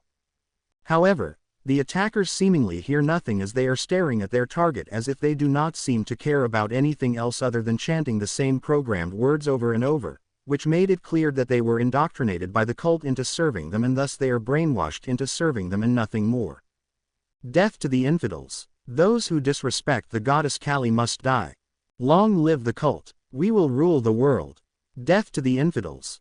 Those who disrespect the goddess Kali must die. Long live the cult. We will rule the world. Midoriya became pissed at seeing what his attackers have become, and is forced to use his black whip quirk and the grappling hook gauntlet to take down the already injured attackers, and soon only a handful are left, and yet they are defiant to the end, and their Midoriya tried to reach out to them, telling them that they are merely being used and that there is nothing religious about what they are doing, telling them that kidnapping children is not the way of their faith. However, the cult members heard nothing as they are still in their brainwashed state, and kept on repeating the same lines over and over, showing that negotiating with them is useless as they are somewhat beyond reaching them diplomatically due to the teachings they received, and they chant the same words again and again. Death to the infidels. Those who disrespect the goddess Kali must die. Long live the cult. We will rule the world. Death to the infidels. Those who disrespect the goddess Kali must die. Long live the cult. We will rule the world. Then, more cult members came out from the upper cave entrances, and Midoriya stared wide-eyed as he saw them wielding grenades and removed the safety pins, and are ready to throw them down, and he realized that the men are intending to sacrifice their fellow men just to kill him, and he is forced to use the shoot style to jump away, which he managed to get to a safe distance as the grenades landed and exploded. Midoriya got to a safe distance and is not caught by the explosion and shrapnel, but the indoctrinated cult member were unfortunate, as they are caught by the blast, and screamed out before getting killed and maimed, as they have no idea that they were disposable from the very start due to them being brainwashed into serving the cult. Midoriya seethed at seeing the expendable men screaming in pain as they are being wasted away.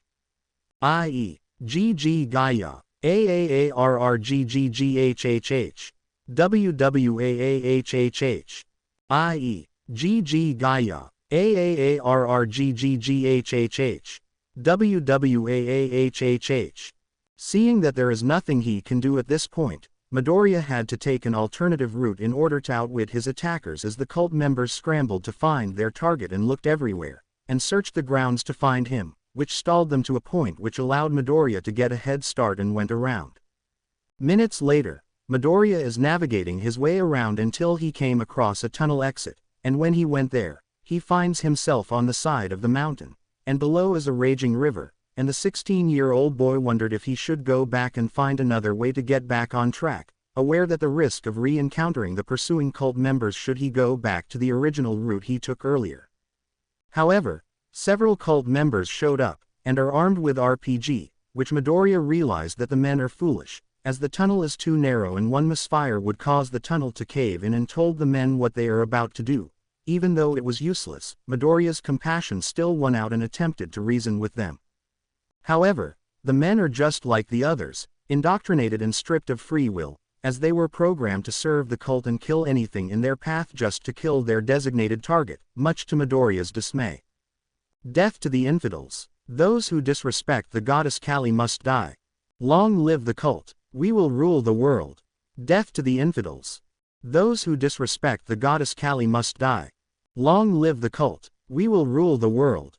Seeing that the druids are not holding back, Midoriya activated the full cowling shoot style, and ran and jumped as fast as he could.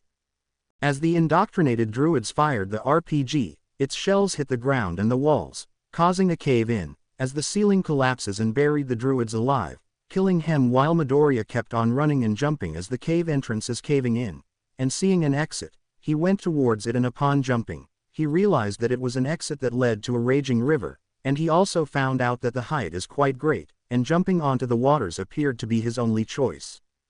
Oh damn! As Midoriya jumped downward, he saw a wooden raft parked nearby, and he opted to jump towards it and managed to cushion his fall, and upon landing, he untied the raft and began to pedal the raft as he navigates it around and kept his eyes open to see if there are any druids lurking by, as he realized that he would have to start over again and look for an alternative entrance to get inside the mountain and find the cult's lair. After a few minutes he noticed what appeared to be an entrance, and decided to take the chance and pedaled the raft and went inside the entrance, which appeared to be a cave entrance, and upon entering, he saw it was a dead end, but noticed another cave entrance in front of him. Midoriya sighed as he now felt that he can get in and is ready to head there when he sensed that something is amiss, as he noticed that the area is too quiet and wondered if there are any attackers waiting nearby. The Stage 1 boss battle BGM of Arumana no Kaseki plays. Suddenly the waters began to spurt bubbles and Midoriya sensed that he may have ran into a trap, and as he braces himself something emerged from the waters, and he stared wide-eyed at what he just saw, which appeared to be a sea serpent that has a head of a dragon. It was as large as a two-story house and spits out fireballs, and Midoriya had to pedal the wooden raft to evade the attack. The sea serpent also exhibits spinning energy orbs that seem to act as spinning barriers, and as Midoriya pedals the raft, it came in contact with the spinning spheres, which caused part of the raft to catch fire, and the beast roared, while Midoriya became a bit terrified at the situation he is in. Roar. Whoa. Roar. Blast. How did I end up like this? Roar. This is worse than facing a Nomu. Roar. What will I do now? Ooh hi. Shoto Aizawa arrived as he is greeted by Present Mike and Midnight, and the two teachers pro-heroes noticed Aizawa's rather looking dismayed facial appearance, and they guessed that his trip to the Indian embassy did not go well, and yet they are curious as to know how things went, since Izuku Midoriya is the reason why Aizawa visited the embassy. Midnight calmly asked Aizawa what happened and how the Indian ambassador responded to Aizawa's queries, which Aizawa stared at her in a deadpan manner and said that this will not be as easy as he hoped, and said that Nezu will have to be involved, signifying that his discussion with the Indian ambassador did not go well. Midnight and Present Mike stared at each other and then stared at Aizawa, and asked him what went on there and what made him say that Nezu would have to be personally involved in this matter, since Midoriya is at India and that the Indian government has the obligation to ensure that Midoriya is safe and sound. Principal Nezu. I take it your walk in the talk with the ambassador went like chalk. Aizawa-sensei. What happened?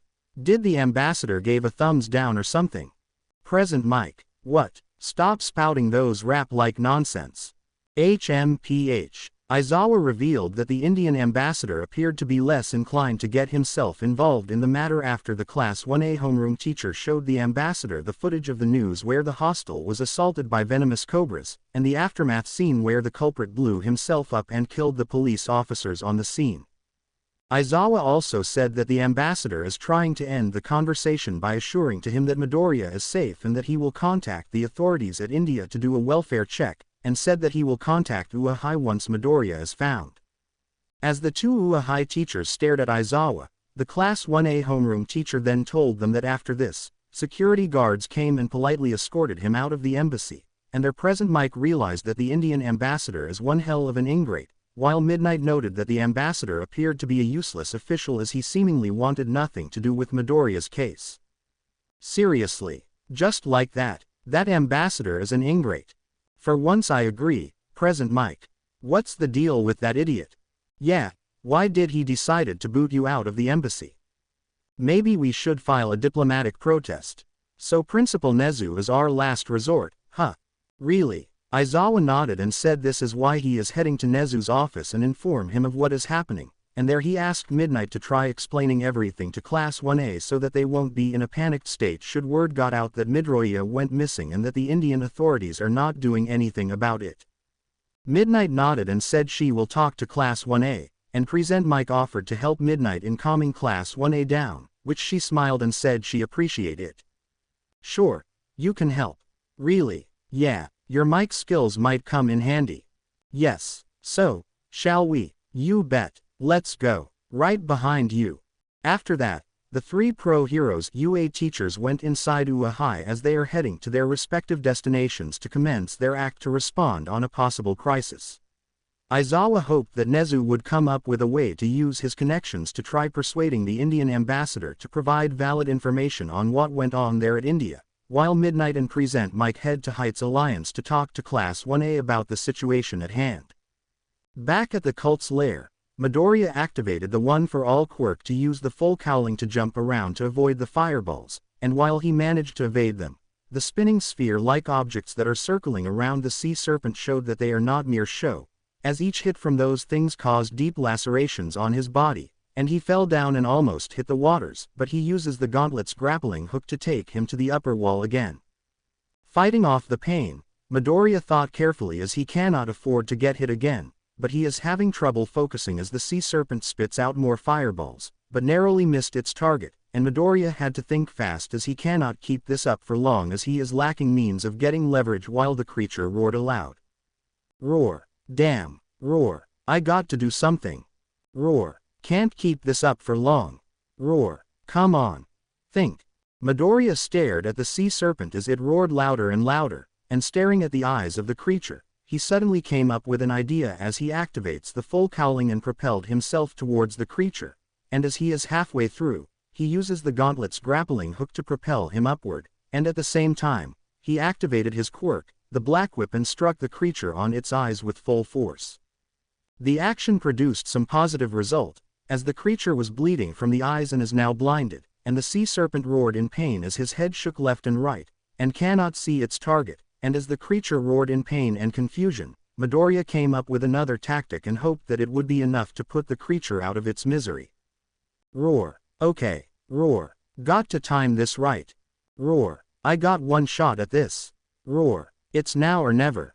As he is timing the sequence of the spinning spheres that are circling around the creature, Midoriya waited for the right timing, and once he found the timing, he uses the full cowling to propel himself towards the giant sea serpent, and once close, he uses the Delaware smash and struck the giant sea serpent on the cranium with full force. The impact is strong and the giant creature slowly sinks to the waters as it slowly died from the massive head injury, and Midoriya uses the gauntlet to propel him towards a lower cliff that houses an alternative entrance. Once he arrived there, he rests momentarily but noticed that his right arm, right chest area and right side of his rib area are bleeding, and he opened his backpack to bring out his first aid kit, and removes his upper clothes so that he can apply ointment and alcohol to cleanse the wounds before bandaging them.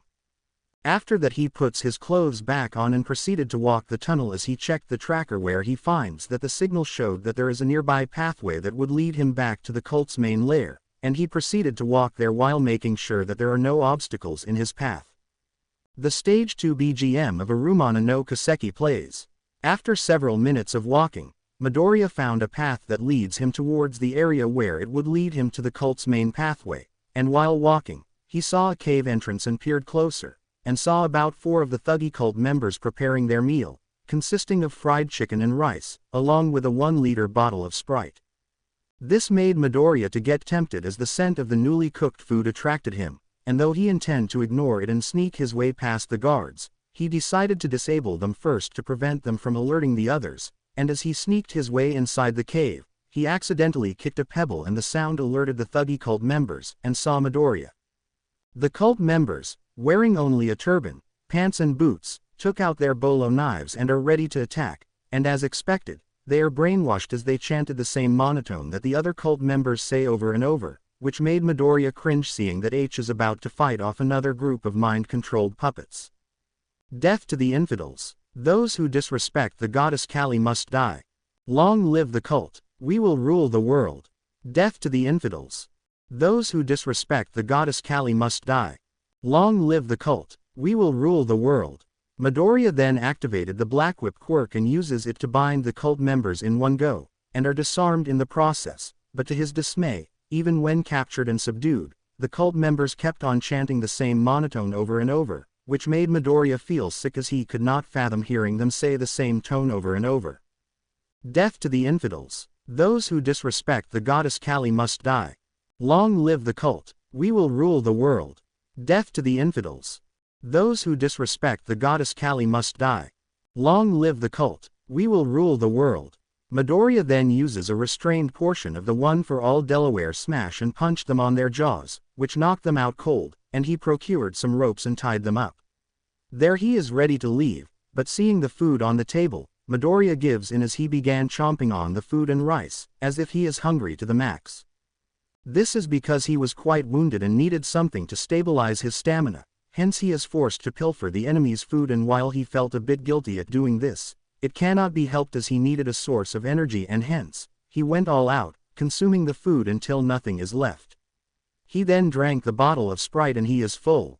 After that, Midoriya left the cave and proceeded to head off to where the signal takes him, where minutes later he is on the side of the mountain area and realized that he has to climb up due to the lack of any alternative entrances, and there he activated the gauntlet and the grappling hook propels him upward, and there he hoped that he won't encounter any cult members for the time being.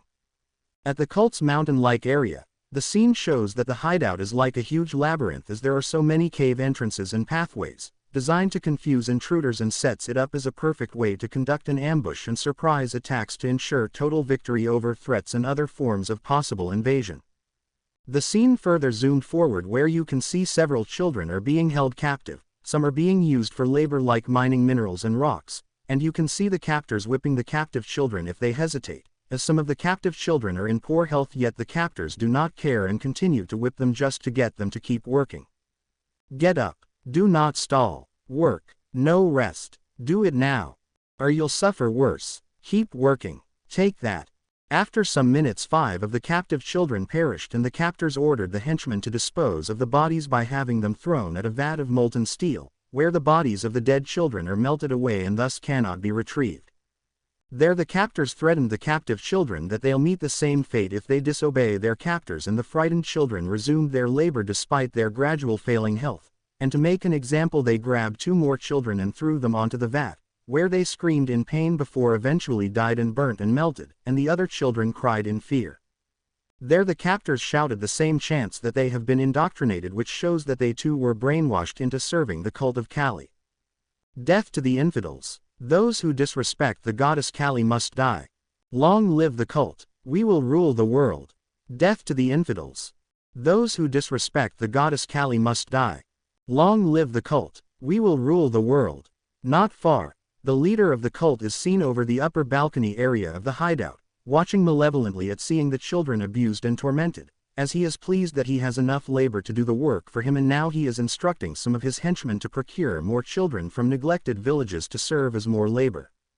The evil leader, identified only as the Grand Vizier, is watching gleefully when another henchman came and whispered to the Grand Vizier that Midoriya has defeated the giant sea serpent, and the malevolent cult leader noted that the henchman expressed concern that the UA student might make his way here, and the henchman suggested that they use mystical means to kill the boy. The vizier appeared to be unfazed and assured that Midoriya will not pose a threat, as he already assigned one of his trusted warriors to deal with Midoriya, and assured that by this time the plans will be accomplished without delay. "Are you sure, oh great one?" "Yes. Do not be concerned. That Asian boy will be dead by then.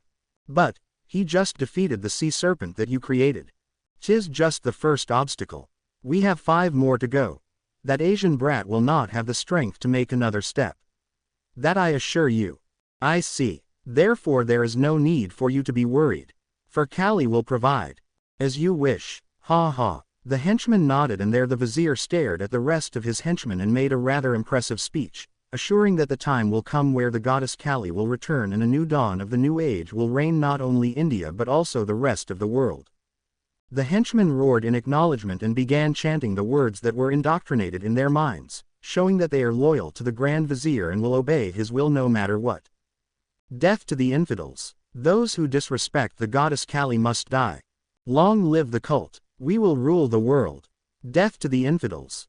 Those who disrespect the goddess Kali must die. Long live the cult. We will rule the world." At the Japanese embassy somewhere within India, the Japanese ambassador is seen looking both annoyed and dismayed as the Indian ambassador is pleading to him to go find a tourist named Izuku Midoriya, reasoning that he is being pressured by the teachers of Ua High into finding him or else he would get investigated for possible negligence, and the Japanese ambassador told his Indian counterpart to play cool and keep telling the Ua school officials that the Indian authorities are getting to work, so as to assure the idiots at Ua that everything is under control. "Just do as I tell you, and everything will be smooth. But, there is no need for you to panic. I do have a reason. The one who is long-haired, wearing white cloths and dressed in black robes is threatening me. Then press charges against him. End of the problem." "But Mr. Ambassador, this lonmg-haired person is just a mean-looking idiot. He can't lay a finger on you." "But," the Indian ambassador nodded but said that he is worried that the scary-looking Ua teacher is poised to eat him alive if he doesn't get the result he desired, and explained the description, which the Japanese ambassador realized that it was Shoto Aizawa who spoke to the Indian ambassador, which made the Japanese ambassador look more annoyed than necessary. He then told his Indian counterpart not to worry and advises him that if Ua tried to pester him once more, all he has to do is say, "We are doing our best efforts, so please call again after some time," which the Indian ambassador nodded and said he will do that. "So, are we clear?" "Why yes. Just do as instructed, and everything will be okay." "Why yes. That's all you will do if Ua tries to pester you again." "Why yes. Good. I'm off." "Why yes." After that, the Indian ambassador left, and the Japanese ambassador sighed in annoyance, wondering why Midoriya chose to come here at India, and wished that the Ua student gets kicked out of that country, blaming the boy for giving him headaches, as it is shown that the Japanese ambassador is really lazy and is only competent if needed, as he is only after the salary he is given. And rather than asking the police to conduct a search, he began to indulge himself in surfing the Indian website that features a lot of pornographic contents, as he has a thing for such activities.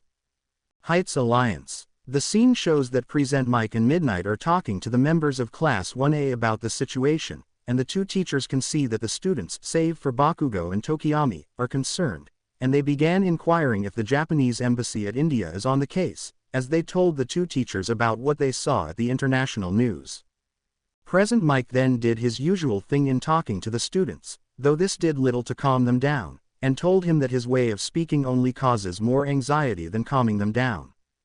Present Mike Sensei, you're not helping matters. We're really worried. Midoriya could be hurt, and we don't know where he is. The news is fresh on our mind. Poor Deku. Hero, calm down, Ochako. Midnight steps in and assured to the students that Aizawa is talking to Principal Nezu about this and said that the principal will get to it and see if they could send a pro-hero to India to check on Midoriya, saying that once the principal is informed of the situation, he will monitor things and see what comes out of it before making his next move. Her comments somewhat alleviate the worries, and there the students told Present Mike that Midnight did a better job in calming them down than he did, much to Present Mike's dismay. Present Mike Sensei, see that, Midnight Sensei is doing a better job than you. You're not helping matters. You know how we're really worried. Our friend is missing at India. Midoriya could be hurt. We don't know where to start. At least Midnight Sensei is good in calming us down. You need to learn something from her, Sensei. Poor Deku. Hero. Calm down, Ochako. Hi. Shoto Aizawa arrived at the principal's office and there he is greeted by Nezu himself, smiling as usual, but then he noted Aizawa's rather serious look, and asked if a student pissed him off or something, which Aizawa shook his head and said that is not the case.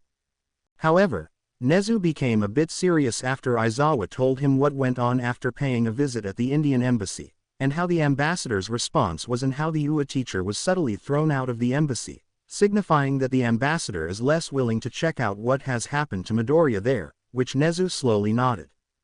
The principal said that this is a problem given that Midoriya is in a foreign country and that he might have a difficult time defending himself as he may not legally use his quirk there unless there is a reason, and there he said he will monitor things from here and will see if he would talk to the Indian ambassador and persuade him to do something about it.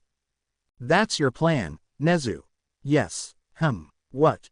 Makes me wonder what the ambassador's response be if you were to go there personally. I'm sure they will. Don't push your luck, Aizawa then told Nezu that he might have a hard time given how the UA teacher was subtly booted out from the embassy and that there is an indication that the Indian ambassador might not be willing to cooperate, but Nezu said he will handle things from here, and he will see to it that the Indian and Japanese embassies will take action in regards to finding Midoriya. By then, All Might came in, having overheard the conversation and expressed his concern, but Nezu assured to him that he will do all he can to ensure Midoriya's safety, and stated that he will use his connections to pressure the Indian and Japanese embassies if needed, which the two UA teachers slowly nodded as Nezu gave his word that he will do all he can. I see. Then I trust that you will do what you can in getting the Indian authorities to find Midoriya Shonen. Yes, I will see to it that the embassies will get to work. I hope they would show you courtesy, in which I was booted out. You were, Aizawa. Yes, All Might. They threw me out when I pressed on about Midoriya. That's horrible, indeed. At the cult's lair, the scene shows that Midoriya is traversing his way towards the upper level of the mountain, where he is currently fighting off more of the cult henchmen, who are now armed with grenades, which he narrowly escaped but is somewhat hurt due to the shrapnel brought about by the explosions of the grenades. Midoriya is bothered that the henchmen are recklessly throwing the grenades as their actions also killed off the other henchmen, seeing that they were brainwashed and are chanting the same monologue that other cult members do, showing that they have no free will and are acting nothing more than puppets for the cult leader. Death to the infidels. Those who disrespect the goddess Kali must die. Long live the cult. We will rule the world. Death to the infidels. Those who disrespect the goddess Kali must die. Long live the cult. We will rule the world. Pissed at the henchmen's actions, Midoriya activated the Black Whip quirk and uses it to whip the cult members into unconsciousness, and soon the path is cleared. And a panting Midoriya wobbled as he proceeded to go upward as the hill is quite steep, but then he paused a bit seeing a cave entrance where a table is there, with another set of fried chicken and rice being readied, and there Midoriya sighed as he apologized for stealing food as he began to gobble up the chicken and rice, and once full, he partially regained his stamina and proceeded to move forward. At the cult's lair, the scene shows that Midoriya is traversing his way towards the upper level of the mountain, where he is currently fighting off more of the cult henchmen, who are now armed with grenades, which he narrowly escaped but is somewhat hurt due to the shrapnel brought about by the explosions of the grenades. Midoriya is bothered that the henchmen are recklessly throwing the grenades as their actions also killed off the other henchmen, seeing that they were brainwashed and are chanting the same monologue that other cult members do, showing that they have no free will and are acting nothing more than puppets for the cult leader. Death to the infidels. Those who disrespect the goddess Kali must die. Long live the cult. We will rule the world. Death to the infidels. Those who disrespect the goddess Kali must die. Long live the cult. We will rule the world. Pissed at the henchmen's actions, Midoriya activated the Black Whip quirk and uses it to whip the cult members into unconsciousness, and soon the path is cleared.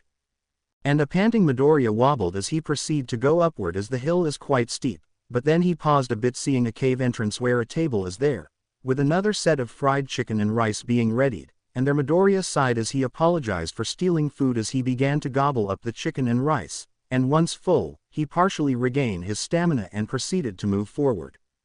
As Midoriya leaves the cave and proceeded to move forward, someone is watching him, and expressed worry that the boy is causing trouble for the cult, and ordered a pair of snipers to follow Midoriya and kill him on the spot, urging him to do it for the name of the goddess Kali, and they obliges as he ran off to go after Midoriya. As the man, revealed to be the Grand Vizier's assistant, heads back to the hideout to inform his leader of the developments, one of his trusted lieutenants asked what is he going to do, and just as the assistant is about to reply, he is startled to hear sounds of gunfire echoing the area, and he can hear the snipers screaming in the name of the cult of Thuggies, which the assistant face-palmed, as the snipers are meant to stealthily kill the intruder, not revealing themselves like that. Death to the infidels. Those who disrespect the goddess Kali must die. Long live the cult. We will rule the world. Death to the infidels. Those who disrespect the goddess Kali must die. Long live the cult. We will rule the world. As the lieutenant paused to see if the snipers can pull off an upset, the assistant is unsure as his curiosity somewhat convinced him that things are not working out, as he can hear Midoriya shouting and the sounds of gunfire gradually lessen, and the assistant's fears were soon realized. Death to the infidels. Those who disrespect the goddess Kali must die. One for all, full cowling. Long live the cult. We will rule the world. Texas Smash, i.e. GG Gya, i.e. GG Gya, i.e. GG Gya, i.e. GG Gya. The lieutenant wondered what is going on and suggested that they check it out, but the assistant opted not to go check it out, fearing that the intruder might get them, and tells the lieutenant that they should retreat for now lest Midoriya sees them and give chase. But we get going. If that boy sees us, he'll chase us and force us to reveal where we are hiding. I'm sure our men will. That's what I thought. But he defeated the sea serpent. He made our men go out of commission. We must inform the Grand Vizier at once. Are you sure? Yes. Okay. Come on. Heating. The lieutenant and the assistant ran off as fast as they could, and for the assistant, he is in a state of disbelief that a mere boy was able to cause problems for the cult and now he has to urge the Grand Vizier to do something about it, and his faith in the Vizier's cause is beginning to waver, and wondered how he could solve this problem without exposing the cult's existence to the general public. The assistant is then startled as he heard more sounds of gunfire, but at the same time he can hear Midoriya's voice showing that he is fighting back, and the results became very obvious. Death to the infidels. Those who disrespect the goddess Kali must die. Delaware Smash. Long live the cult. We will rule the world. Colorado Smash, i.e. GG Gya, i.e.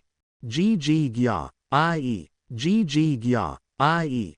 GG Gya. At Hosu, the time now 16:30, and the scene shifts at the office of the Indian Embassy, where the Indian ambassador is somewhat reluctant to leave the building, fearing that he might get pestered again by someone in regards to Izuku Midoriya, as he had to repel the persistent inquiry of Shoto Aizawa, and the look on the UA teacher's face is enough to make the ambassador feel uncomfortable, and had to resort in having the guards escort Aizawa out of the building.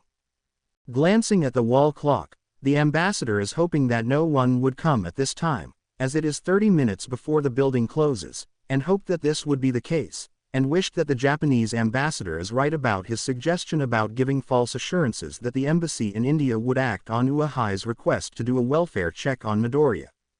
Suddenly, the secretary came in and said he has a surprise visitor, but the ambassador hastily tells the secretary to have the visitor come back tomorrow. But the secretary said she couldn't as it is a VIP and that he is already outside the door of the office, but the ambassador is insistent in saying that he will not entertain visitors right now. Sorry, but please tell the visitor to come back tomorrow. Are you sure, sir? Yes. Please. But, no buts. Tell him I'm not feeling well. Yes, that's right, tell him that. But, sir, do as you are told. However, the visitor came in, and the ambassador stared wide-eyed, as the visitor turned out to be Nezu, the headmaster of Uehai, and their Nezu calmly asked why the ambassador is unwilling to entertain a visitor even though there is still office time left at the embassy, and said he came here on a humanitarian reason. Nezu tells the ambassador that he got word that a UA teacher came here earlier and was promptly thrown out after the ambassador refused to heed on the complaint that a UA student went missing at India, and the ambassador feigned innocence, saying he doesn't know what he is talking about, hoping to mislead Nezu and have him leave the embassy at once. However, Nezu took out a tape recorder and played the recording, revealing that Aizawa secretly recorded the conversation, showing that the ambassador is unwilling to act on the situation involving Midoriya, and the ambassador became quite hysterical as he might get sacked if the complaint comes to light, and there Nezu asked for a request to have the Japanese embassy in India to check on Midoriya to see if he is okay or not. And so, Mr. Ambassador, I would like to make a request. Can you please contact the Japanese embassy at India and do a welfare check on a certain Izuku Midoriya? Mr. Ambassador, sir, Hysterical in defeat, the Indian ambassador gave his word that he will contact the Japanese embassy at once and will get right onto it. He picked the phone and called the Japanese embassy at India and spoke to the ambassador, where he uses coded phrases in order to inform the Japanese ambassador that Nezu is here, yet Nezu is crafty enough to understood the intention yet he feigned innocence. There the Japanese ambassador, having got the gist, made an audible statement that is enough for Nezu to hear, assured that he will act on it, and promised to call him once he gets confirmation, and then cuts the line. There the Indian ambassador tells Nezu that the Japanese ambassador is now working on the case, and Nezu nodded, thanking him for the help, and tells him to give him a call once Midoriya is found to be safe or if he is in danger, which the ambassador said Nezu will be informed at once they got the answers needed, and hurriedly yet discreetly, offered to escort Nezu out of the office, which Nezu said it is not needed. Shall I offer you escort? Oh, no need, surely thank you, I will be fine on my own. You don't have to be modest. I thank you for your time.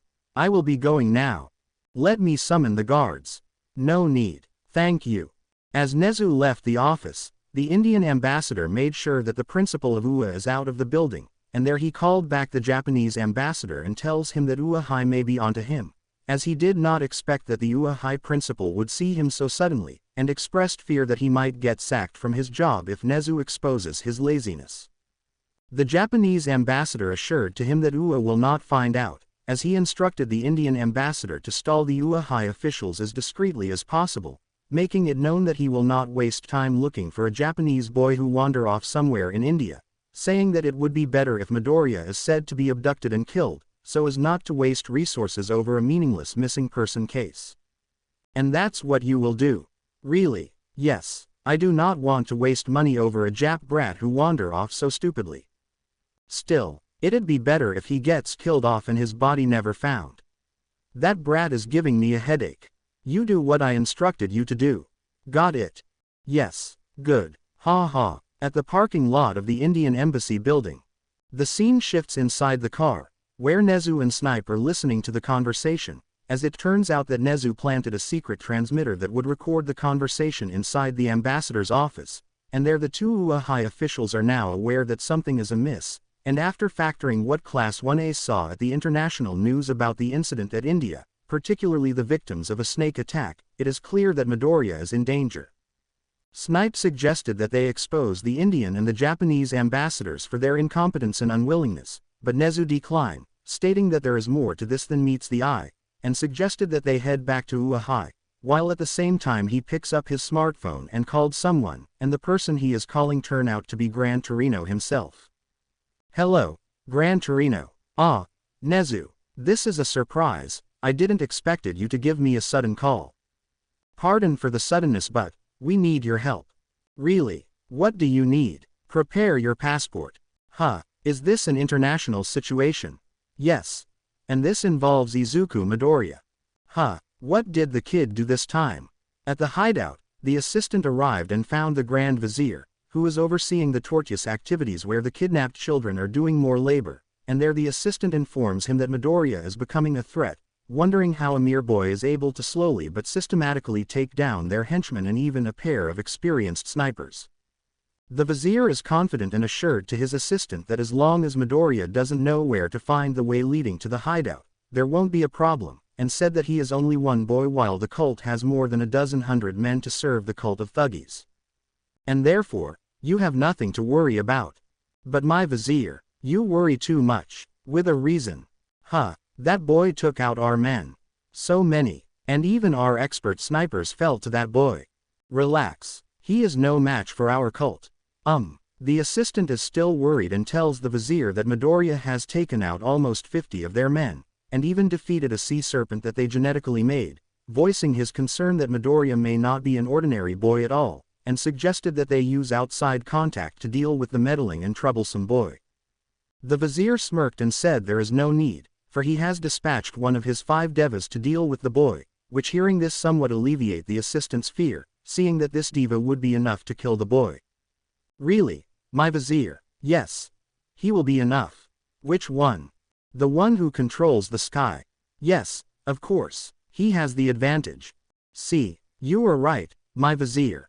Ha ha, told you so. Outside the lair, the scene shows that Midoriya is trekking the sides of the mountain, checking every cave entrance to see if there are any access that leads him towards the lair, and so far had no success, and decided to climb his way towards the top of the mountain, believing that it might lead him towards the entrance of the hideout. As Midoriya is climbing his way up, he is met with a volley of gunfire, and he looked to his side where he is shocked to see impoverished children, who appeared to be starved and in malnutrition, wielding machine guns, and Midoriya asked them what are they doing, and if they are the kidnapped children, but the children just glared at them and opened fire, but due to the weight of the machine guns, and the children are starved and weak, their aim was often narrowly missed their target. Midoriya was forced to run around, yet he nearly fell off the mountains and held onto an edge, and asked the children what are they trying to do and why are they attacking him. Whoa, these kids are not really acting by themselves. What's going on here? Why are you shooting me? Do you realize what you're trying to do? Midoriya became alarmed as he noticed that the children appeared to be possessed, as they chant the same programming that the men he encountered earlier. Death to the infidels. Those who disrespect the goddess Kali must die. Long live the cult. We will rule the world. Death to the infidels. Those who disrespect the goddess Kali must die. Long live the cult. We will rule the world.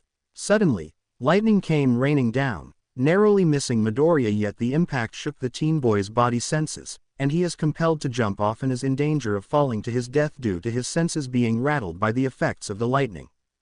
The scene shifts at the top of the mountain, where you can see what appeared to be an Indian man, bald-headed, sporting a white beard, sitting on top of what appeared to be a cloud, and is hovering above, holding what appeared to be a flute that is the size of a forearm, and he is playing a tune, where more lightning appeared and is flashing downward, intending to hit a target, and it seems that the target is Midoriya himself.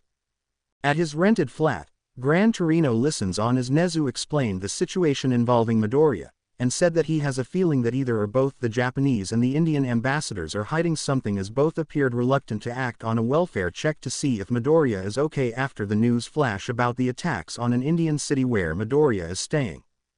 Toronto rubbed his chin and beard as he can tell that what Nezu described is something he cannot overlook given that Midoriya is at a foreign land and that he cannot legally use his quirk unless under extreme circumstances that would justify the teen boy in doing so. Nezu suggested that Torino go to India as a tourist and then stealthily check the crime scenes to see if Midoriya is okay, as the UA principal stated that Midoriya has not contacted him or his classmates, which made Torino decided that he will accept the request. Is that so? Yes, Torino-san. Very well, I accept. Really? Yes, I can't leave that kid alone since he's still a greenhorn. Thank you, Torino-san.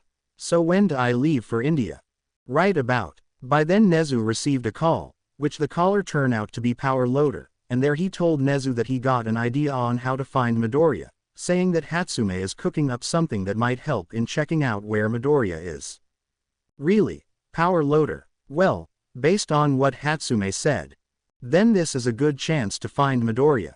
Let's hope that Hatsume gets a good chance in working on her newest invention. Is it completed? Not yet. She said she needed a few more minutes. I see, well then. Okay. Nezu nodded and said he will head there at once.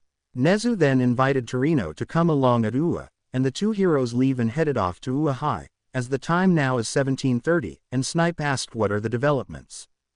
After being told, Snipe nodded and drives the car and head off to UA High, UA Academy. The time now is 18:15, and the scene shifts at Power Loader's workshop, where Hatsume is snickering as she managed to invent a device that allows her to use it like GPS to track Midoriya's cell phone even if there is no signal at a certain area at India. Power Loader then asked if she is sure that the device can pinpoint Midoriya's location despite him being somewhere at India, and the first-year support course student confidently proclaimed that her baby will find Midoriya no matter where he is. Sure, my baby will find him. Really? Yes. Okay, we're counting on you. Ha ha, leave it to me. I hope this invention of yours work. It will. By then, Nezu arrived, followed by Gran Torino, and there the principal asked Power Loader how are things here, and Power Loader said Hatsume is working on it and said it will be ready any moment now, and the principal said that they hope that the device is ready, as he planned on sending Torino to India ASAP, and said that once the device is successful and ready, he will call a contact of his at the Indian embassy and have a visa ready, so that Torino will leave for India immediately. By then Hatsume finished working on the device and began testing it, where she connected it to a computer with a huge monitor, and there she activated it, where the device slowly picked up the signal, and said that she secretly installed a tracer on the gauntlet that Midoriya is wearing, and after a few moments, the signal is fixed and finally found where Midoriya is, and using the Google map, they are able to pinpoint Midoriya's location. Nezu nodded and tells Torino what to do, and the elderly pro-hero nodded and said he will accept the request, and the principal began to call a contact of his to make arrangements to have Torino's visa ready, and after some minutes the contact told Nezu that the visa is ready and Torino will have to pick it up at a meeting place, as well as telling him that the next flight to India is due in 3 hours. 3 hours? Yep, that's the next flight to India, the earliest. I see. If you hurry, I can meet you and give you this visa. Much appreciated. Sure, but you better hurry. We will. Fine, then. Nodding, Nezu tells Torino that they will meet up with the contact to get the visa and suggested that he go to the airport in his civilian guise so as not to arouse suspicion, and Torino said that he will conduct a secret investigation of his own once he arrive at India.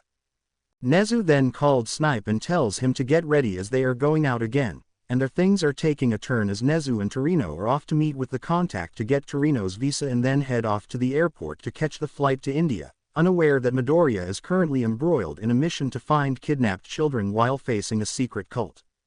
Power Loader watches them leave while thanking Hatsume for her help, which she said it is nothing, though she said that she is curious as to what Midoriya is doing at the moment, as she finds it odd that he didn't contact Ua when the place he is staying became the talk of Ua when news about the attack was televised on cable TV. Beats me, Hatsume. I'm betting Midoriya is having a good time. Don't be silly. The news is now out that the place at India became a crime scene, and Midoriya hasn't called to let us know that he's okay or not. I'm sure he's having a good time. Don't be so optimistic, Hatsume. Ha ha ha, even the principal is getting involved. Ha ha ha, somewhere at India. Time: 15:30. Outside the lair, the scene shows that Midoriya is trekking the sides of the mountain, checking every cave entrance to see if there are any access that leads him towards the lair, and so far had no success, and decided to climb his way towards the top of the mountain, believing that it might lead him towards the entrance of the hideout. As Midoriya is climbing his way up, he is met with a volley of gunfire, and he looked to his side where he is shocked to see impoverished children, who appeared to be starved and in malnutrition, wielding machine guns, and Midoriya asked them what are they doing, and if they are the kidnapped children, but the children just glared at them and opened fire, but due to the weight of the machine guns, and the children are starved and weak, their aim was often narrowly missed their target. Midoriya was forced to run around, yet he nearly fell off the mountains and held onto an edge, and asked the children what are they trying to do and why are they attacking him. Whoa, these kids are not really acting by themselves. What's going on here? Why are you shooting me? Do you realize what you're trying to do? Midoriya became alarmed as he noticed that the children appeared to be possessed, as they chant the same programming that the men he encountered earlier. Death to the infidels. Those who disrespect the goddess Kali must die. Long live the cult. We will rule the world. Death to the infidels. Those who disrespect the goddess Kali must die. Long live the cult. We will rule the world. Suddenly, lightning came raining down, narrowly missing Midoriya, yet the impact shook the teen boy's body senses, and he is compelled to jump off and is in danger of falling to his death due to his senses being rattled by the effects of the lightning. The scene shifts at the top of the mountain, where you can see what appeared to be an Indian man, bald-headed, sporting a white beard, sitting on top of what appeared to be a cloud, and is hovering above, holding what appeared to be a flute that is the size of a forearm, and he is playing a tune, where more lightning appeared and is flashing downward, intending to hit a target, and it seems that the target is Midoriya himself. The scene shifts down where Midoriya is falling fast, as he realized that he could die from the height if he doesn't do something. And using his wits, he is forced to use the gauntlet to fire the grappling hook, and its claw struck the side of the mountain and managed to halt his fall, and waited for a while, before he sensed that something bad is about to happen, and he jumped off, and 3 seconds later the lightning struck the area where Midoriya got off, and the teen boy realized that this is no ordinary lightning strike, as lightning strikes do not strike that low. Midoriya managed to cushion his fall and landed on the lower area of the road of the mountain, just as the seemingly brainwashed children are aiming their weapons at him, getting ready to shoot, and Midoriya is in a pinch as he is cornered, and it would take a miracle for him to escape unscathed. Midoriya attempted to reach out to the children and tells them that their parents are waiting for them and that they should drop their weapons and leave this place. However, he finds out that the cult has done a good job in putting their hold on the children, as they chanted the same indoctrination that the other cult members praised. Death to the infidels. Those who disrespect the goddess Kali must die. Long live the cult. We will rule the world. Death to the infidels. Those who disrespect the goddess Kali must die. Long live the cult. We will rule the world. Suddenly, the lightning suddenly struck and hits the area where Midoriya and the brainwashed children are at, and fortunately Midoriya escaped serious injuries as the impact of the lightning strike sent him further downward from the mountain, and while falling he uses his Black Whip quirk to get a hold on a twig and halted his fall. However, he saw the possessed children falling down, and their bodies were charred and still, and Midoriya stared wide-eyed, seeing that the lightning strike directly struck the children, and it is safe to assume that they are killed instantly, and if there are some who initially survive the strike, they won't survive the fall, as Midoriya is still shaken by the effects of the lightning strike. He gritted his teeth as he is partially weakened and could not do anything as the children hits the ground, and you can see the children lay still, their skulls cracked and lying in a pool of blood. Filled with anger, he willed himself to recover and uses full cowling to jump off and uses the gauntlet to go to the other side of the mountain to bypass the route he uses. As expected, the lightning stuck that area where Midoriya left, and kept at it for at least 10 minutes before it stopped, and Midoriya uses stealth as he intends to sneak his way up and find a way to enter the lair, intending to put a stop to the kidnappers' activities for good. As Midoriya uses the gauntlet's grappling hook to climb upward, he recalled a support item that Hatsume gave him and he took it out, which is a goggles, and as he put it on, it showed a scope-like ability that is similar to Hatsume's quirk. As he looked upward, he saw something hovering above the top of the mountain and saw a man riding on what appeared to be a cloud. He is holding something, and there the lightning struck the area where Midoriya previously stayed. Midoriya deduced that the person must be the one controlling the lightning, and believed that the attacker thinks that his target is still at one side, so the teen boy decided to continue the deception and sneak his way up. Inside the cult's lair, the Grand Vizier is overseeing the labor as children beeped in despair as they are too weakened to continue work, and the cult henchmen continuously whip the children to force them to continue the work, and there the Vizier's right-hand man came and made his report, saying that one of the devas is still looking for the intruder, but recklessly killed the brainwashed childs, which the Vizier seemingly looked unconcerned. "Oh, it's fine. Are you sure? We lost potential labor. Then we abduct more children. We can replenish ours. But the intruder, our diva will deal with him. But, I'm worried. Fear not. He will take care of it. My Vizier." The right-hand man tells the Vizier that they should send additional men to assist the diva, but the Vizier assured that the intruder won't make his way here, confident that the diva he sent will be enough to finish the job, and soon their plans will come into fruition and no one will stop him from reviving the goddess Kali.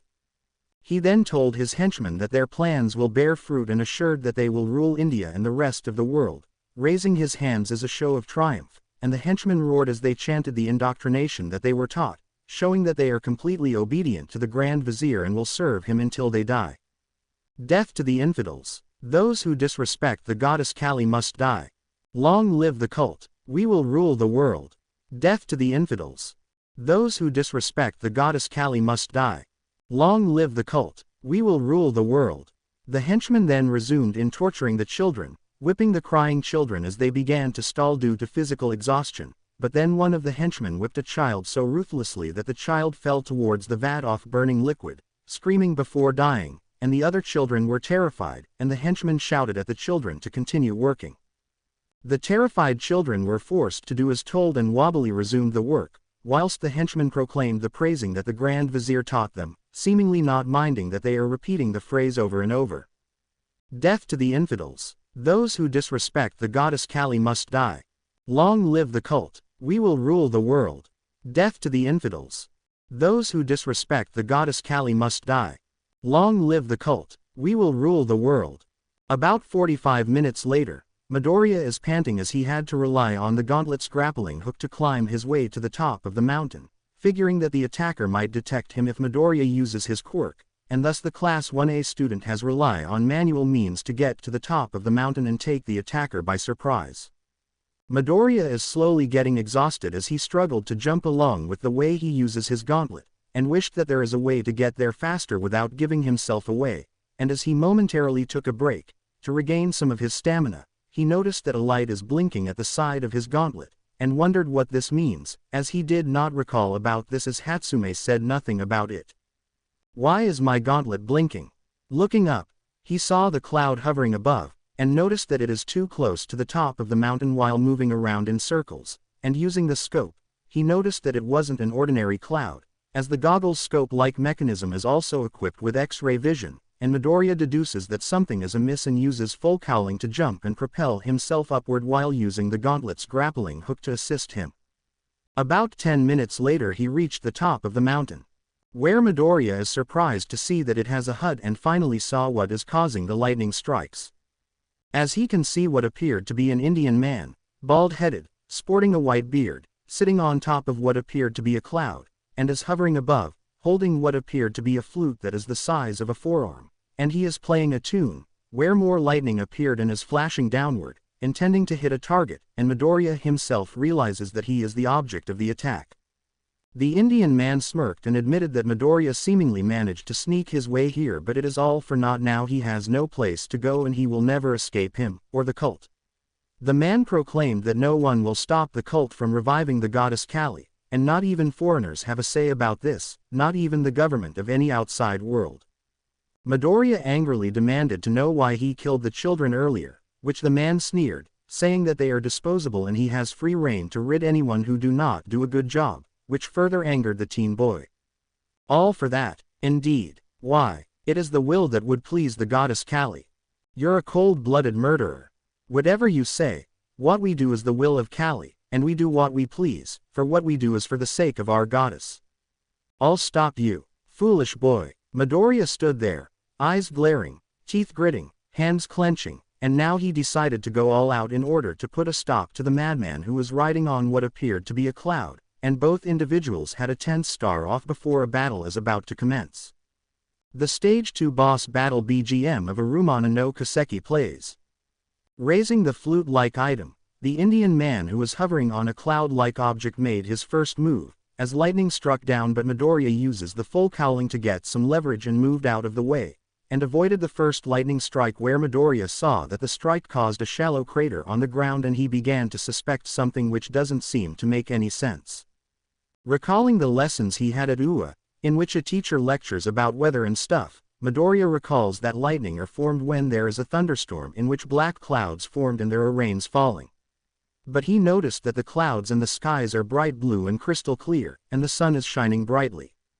He then saw the Indian man waving the flute-like object and then saw something glowed behind the clouds, which gave the boy time to anticipate and moved out of the way before another lightning struck down. There the 16-year-old teen boy began to notice a pattern, and now he seemed to have an idea on what to do next. Midoriya went under the attacker and uses the gauntlet's grappling hook to hit underneath the cloud that the attacker is riding on, and the boy is pulled upward and is now dangling underneath the flying cloud, where he discovered that it wasn't really a cloud but a floating device and allows the attacker to ride on, which explains why the attacker is floating questionably. As the attacker noticed that his target seemingly disappeared, he looked around to see if Midoriya is hiding, unaware that he is hiding underneath the device that is floating, and the attacker decides to check if Midoriya fell to the ground or not. By then several henchmen showed up after the vizier's right-hand man ordered them to provide assistance, and there they saw Midoriya dangling underneath the floating cloud, where they aimed their weapons, consisting of bow and arrows, and aimed at the boy, where they began chanting the same indications taught to them. Death to the infidels. Those who disrespect the goddess Kali must die. Long live the cult. We will rule the world. Death to the infidels. Those who disrespect the goddess Kali must die. Long live the cult. We will rule the world. Midoriya saw this and is forced to take evasive action as the cult members opened fire, shooting the arrows which narrowly missed their target, and Midoriya is forced to climb up and rode onto the floating device, and is now face to face with the Indian man, who is taken by surprise and is about to wave the flute-like device, but Midoriya grapples with the man as they fight over the weapon. The Indian man sneered and tells the boy it is futile, for no one survived the wrath of the cult of Thuggee and lives to tell the tale, but all Midoriya said is that he will put a stop to their madness once and for all, and expose them to the Indian government. I'm putting a stop to your madness. You cannot stop us. I will. Anyone who opposes us die a painful death. And I'll be willing to make you suffer for that. Do you think you have the nerve to kill us? Come and try it, boy. Somewhere within Hosu, Nezu and Gran Torino arrived and meets up with Nezu's contact, where the contact gives Gran Torino the rushed passport and visa, and said that the process was quite risky but somehow managed to pull it off, and there he tells the elderly pro-hero that he has to hurry and head to the airport as the flight to India would take off in a matter of 30 minutes. Nezu thanked the contact for his help, which the contact said it is nothing, but asked in curiosity on why is Torino in such a rush to head for India, saying that there's not much for him to do sightseeing, but Nezu said it is an emergency. An emergency? Yes. Something important is needed for Torino to do there. At India? Yes. Well, whatever. Thanks again. Sure. Now then. Nezu then told Torino to get going, and advised him to contact Ua once he finds any developments regarding Midoriya, which the elderly pro-hero nodded, and he asked Nezu to let All Might know that he will bring Midoriya back home safely. I'll be going then. Be careful, Torino. Oh, tell Toshinori that I'll be bringing Midoriya back here. I will. Good. God luck, Torino. Thanks. See you. After that, Torino uses his quirk, Jet, to fly fast as he felt that hailing a taxi would take up so much time, and there Nezu leaves and head back to his car where Snipe is waiting, and the pro-hero asked the principal if Torino left, which the principal said that Torino is on his way to the airport, and tells Snipe to head back to Ua Academy. Snipe nodded and starts the car, and there he asked Nezu if Torino would be okay, and the principal nodded, assuring that Torino can take care of himself, and since he is not widely known as a pro-hero outside Japan, Torino is perfect in commencing an undercover work in order to find Midoriya and make sure that he is okay. You think that Torino can move stealthily at India? Yes. It's perfect. I hope he won't ran into trouble. Torino can take care of himself. Really? Yes. After all, he is All Might's trainer. I suppose. Meanwhile, at India, the scene shows that Midoriya has reached the top of the mountain, where the Class 1A member is surprised to see that it has a hut and finally saw what is causing the lightning strikes. As he can see what appeared to be an Indian man, bald-headed, sporting a white beard, sitting on top of what appeared to be a cloud, and is hovering above, holding what appeared to be a flute that is the size of a forearm, and he is playing a tune, where more lightning appeared and is flashing downward, intending to hit a target, and Midoriya himself realizes that he is the object of the attack. The Indian man smirked and admitted that Midoriya seemingly managed to sneak his way here, but it is all for naught. Now he has no place to go and he will never escape him, or the cult. The man proclaimed that no one will stop the cult from reviving the goddess Kali, and not even foreigners have a say about this, not even the government of any outside world. Midoriya angrily demanded to know why he killed the children earlier, which the man sneered, saying that they are disposable and he has free rein to rid anyone who do not do a good job, which further angered the teen boy. All for that, indeed. Why, it is the will that would please the goddess Kali. You're a cold-blooded murderer. Whatever you say, what we do is the will of Kali, and we do what we please, for what we do is for the sake of our goddess. I'll stop you, foolish boy. Midoriya stood there, eyes glaring, teeth gritting, hands clenching, and now he decided to go all out in order to put a stop to the madman who was riding on what appeared to be a cloud, and both individuals had a tense stare-off before a battle is about to commence. The Stage 2 boss battle BGM of Arumana no Kaseki plays. Raising the flute-like item, the Indian man who was hovering on a cloud-like object made his first move, as lightning struck down, but Midoriya uses the full cowling to get some leverage and moved out of the way, and avoided the first lightning strike, where Midoriya saw that the strike caused a shallow crater on the ground and he began to suspect something which doesn't seem to make any sense. Recalling the lessons he had at UA, in which a teacher lectures about weather and stuff, Midoriya recalls that lightning are formed when there is a thunderstorm in which black clouds formed and there are rains falling. But he noticed that the clouds and the skies are bright blue and crystal clear, and the sun is shining brightly. He then saw the Indian man waving the flute-like object and then saw something glowed behind the clouds, which gave the boy time to anticipate and moved out of the way before another lightning struck down. There the 16-year-old teen boy began to notice a pattern, and now he seemed to have an idea on what to do next. Midoriya went under the attacker and uses the gauntlet's grappling hook to hit underneath the cloud that the attacker is riding on, and the boy is pulled upward and is now dangling underneath the flying cloud, where he discovered that it wasn't really a cloud but a floating device and allows the attacker to ride on, which explains why the attacker is floating questionably. As the attacker noticed that his target seemingly disappeared, he looked around to see if Midoriya is hiding, unaware that he is hiding underneath the device that is floating, and the attacker decides to check if Midoriya fell to the ground or not. By then several henchmen showed up after the vizier's right-hand man ordered them to provide assistance, and there they saw Midoriya dangling underneath the floating cloud, where they aimed their weapons, consisting of bow and arrows, and aimed at the boy, where they began chanting the same indications taught to them. Death to the infidels. Those who disrespect the goddess Kali must die. Long live the cult. We will rule the world. Death to the infidels. Those who disrespect the goddess Kali must die. Long live the cult. We will rule the world. Midoriya saw this and is forced to take evasive action as the cult members opened fire, shooting the arrows which narrowly missed their target, and Midoriya is forced to climb up and rode onto the floating device, and is now face to face with the Indian man, who is taken by surprise and is about to wave the flute-like device, but Midoriya grapples with the man as they fight over the weapon.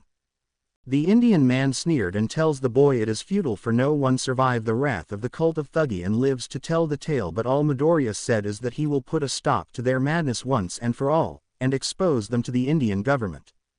I'm putting a stop to your madness. You cannot stop us. I will. Anyone who opposes us die a painful death. And I'll be willing to make you suffer for that. Do you think you have the nerve to kill us? Come and try it, boy. Somewhere inside the hidden base, the Grand Vizier is overseeing the secret operation, where his henchmen have arrived and brought newly kidnapped children from other impoverished villages, and there the henchmen began whipping the kids into submission, ordering them to do labor work, and you can hear the children wailing in pain and terror, and this further emboldened the henchmen to physically abuse the kids. As the Grand Vizier is watching in glee, one of his top lieutenants came and reported the latest situation, where the second diva is currently engaging battle with the intruder, and that other henchmen arrived there to provide assist to take down Midoriya at any way possible. The lieutenant also reported that the brainwashed children he sent to go after Midoriya were killed, though he wasn't sure if this is due to Midoriya or from the diva. The Grand Vizier said it doesn't matter, as the children are easily disposable and replaceable, and told him to continue monitoring the situation and let him know what the results are. And that's that. Got it? Yes, my Vizier. And let me know what would happen next. Yes, my Vizier. Oh, and please inform our men to kidnap more kids. Got it? Yes, my Vizier. Good. Now go. Yes, my Vizier. After that, the Grand Vizier ordered his henchmen to continue ordering the kidnapped children to work harder, and there the henchman cruelly uses metal whips with barbed wires and whip the helpless children, and you can hear the children screaming in pain as they are physically tortured into doing labor, and the henchmen further increased their violent actions to make the kids do as told. Work. Do not stop. No rest. Do it now. Or we kill you. For the name of the goddess Kali. Or you'll be sorry. Take that. At the top of the mountain, Midoriya is currently riding on top of the cloud, grappling with the diva as he attempts to disarm him, but in doing so, the diva accidentally fired the lightning bolts, hitting the ground below, and the henchmen ran around to avoid getting hit, but despite this, They appeared to be brainwashed, as they mindlessly chanted the same indoctrination thought to them. Death to the infidels. Those who disrespect the goddess Kali must die. Long live the cult. We will rule the world. Death to the infidels. Those who disrespect the goddess Kali must die. Long live the cult. We will rule the world. And due to their brainwashed states, the henchmen took out their guns and aimed at Midoriya, seemingly forgetting that the diva is also riding the cloud-looking apparatus and opened fire, where a hail of bullets are zooming past them and some struck the flying vehicle, and at one point it flew past Midoriya's mask, boring a hole but narrowly missed hitting his head. The boy became concerned as that was a close call and had to grapple with the diva while avoiding the rain of bullets being fired at him, and yet the diva said that in a few moments Midoriya will be dealt with and the cult of thuggies will rule India and the rest of the world. Midoriya wasn't pleased and told the diva to tell the henchman to stop as he too will be hit, but the diva ignored him as he believed that the henchman would respond to his command. Make them stop. I won't. You'll get hit too. They respond to my command. And I told them to kill you at any costs. You really want to get yourself killed. I will never die. The goddess Kali will grant me eternal life. You really are crazy. Infidel. However, the henchmen appeared to be devoid of common sense as they mindlessly fired their guns upward and hits the apparatus which partially penetrated and nearly hit the diva, and he saw a bullet nearly hitting a cloud, which made the diva concerned and told the henchman to cease fire and wait for his next commands. As Midoriya sensed it, the henchmen were so brainwashed thoroughly that they seemed to unable to distinguish between allies and targets as they fired indiscriminately while chanting the indoctrination repeatedly. Death to the infidels. Those who disrespect the goddess Kali must die. Long live the cult. We will rule the world. Death to the infidels. Those who disrespect the goddess Kali must die. Long live the cult. We will rule the world. Angered, the diva raised his staff and is about to press a button, which Midoriya seduces that the opponent is about to summon a lightning strike and he uses the gauntlet's grappling hook to hit the diva's hand, causing him to lose his hold on the staff and fell to the ground.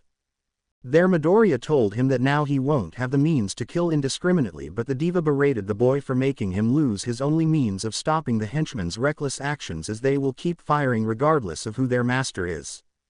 You fool. Now I can't stop my men from firing recklessly. Now you will pay. Die. The diva punched Midoriya back and ordered the henchman to retrieve his staff and bring it to him, only to be met by a hail of bullets as the henchmen kept firing their guns while chanting the indoctrination over and over. Death to the infidels. Those who disrespect the goddess Kali must die. Long live the cult. We will rule the world. Death to the infidels. Those who disrespect the goddess Kali must die. Long live the cult. We will rule the world.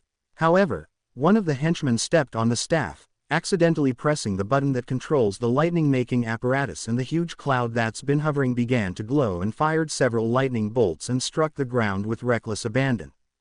The action was so sudden that the henchmen had no time to react as one by one they were struck and slowly died on the spot. It is shown that the charge was immense, that the henchmen were charred electrically beyond recognition, and Midoriya was horrified at what he saw. He then jumped off the flying cloud and uses full cowling to slow his descent while taking care to see what the sky is doing. The diva also got off where the lightning strikes and destroyed the flying cloud, and there the two are on the top of the mountain and are facing off. There the diva found his staff and told Midoriya that his life is now over and will command the lightning to kill him, but Midoriya called off the bluff, stating that he figured out that the diva is using the staff as a remote control and that the lightning strikes are artificial and uses a machine to produce it, which surprised the diva. What? I figured it out. That cloud is a support invention type. Quote exclamation mark quote. For lightning to be produced, the clouds have to be dark. Yet the sky is bright and no thunder is being produced. I now know your secret. Damn you. Shocked that the secret has been exposed, the diva raises his staff and prepare to command the lightning and hit Midoriya, and the UA student braces himself, as he looks around to see if there is a secret entrance he could take refuge. Suddenly more henchmen arrived and aimed their guns at the boy, and they too have been indoctrinated as they chant the same programming like the rest of the cult members, obvious that they are stripped of their own free will. Death to the infidels. Those who disrespect the goddess Kali must die. Long live the cult. We will rule the world. Death to the infidels. Those who disrespect the goddess Kali must die. Long live the cult. We will rule the world. The diva laughed and taunted Midoriya that his death is inevitable and there is no one who can save him now, and raises his staff to make preparations to summon the lightning, but Midoriya asked if he intended to, knowing that he could kill his own men. The diva said that they are disposable and the cult will simply recruit more, leaving Midoriya disgusted. They are disposable. They can be replaced. The cult will grow stronger. And you cannot stop us. However, something went wrong as the lightning began to strike, surprising the diva as he did not press the button yet, and there the lightning bolts struck the diva, which damaged the staff beyond repair while hitting the henchmen who were killed on the spot. The diva is also dead due to the strong intensity of the lightning strike, thus ending his life. Midoriya saw an entrance where the henchman emerged and is about to head there when the lightning bolts struck the ground several times. Midoriya uses the full cowling to propel himself towards the secret entrance and got in, and descent downward as the lightning kept striking until the apparatus that produces the lightning exploded, thus the threat of the lightning strikes have ended. And now Midoriya has found a way to head towards where the cult is hiding and intended to stop them and rescue the kidnapped children.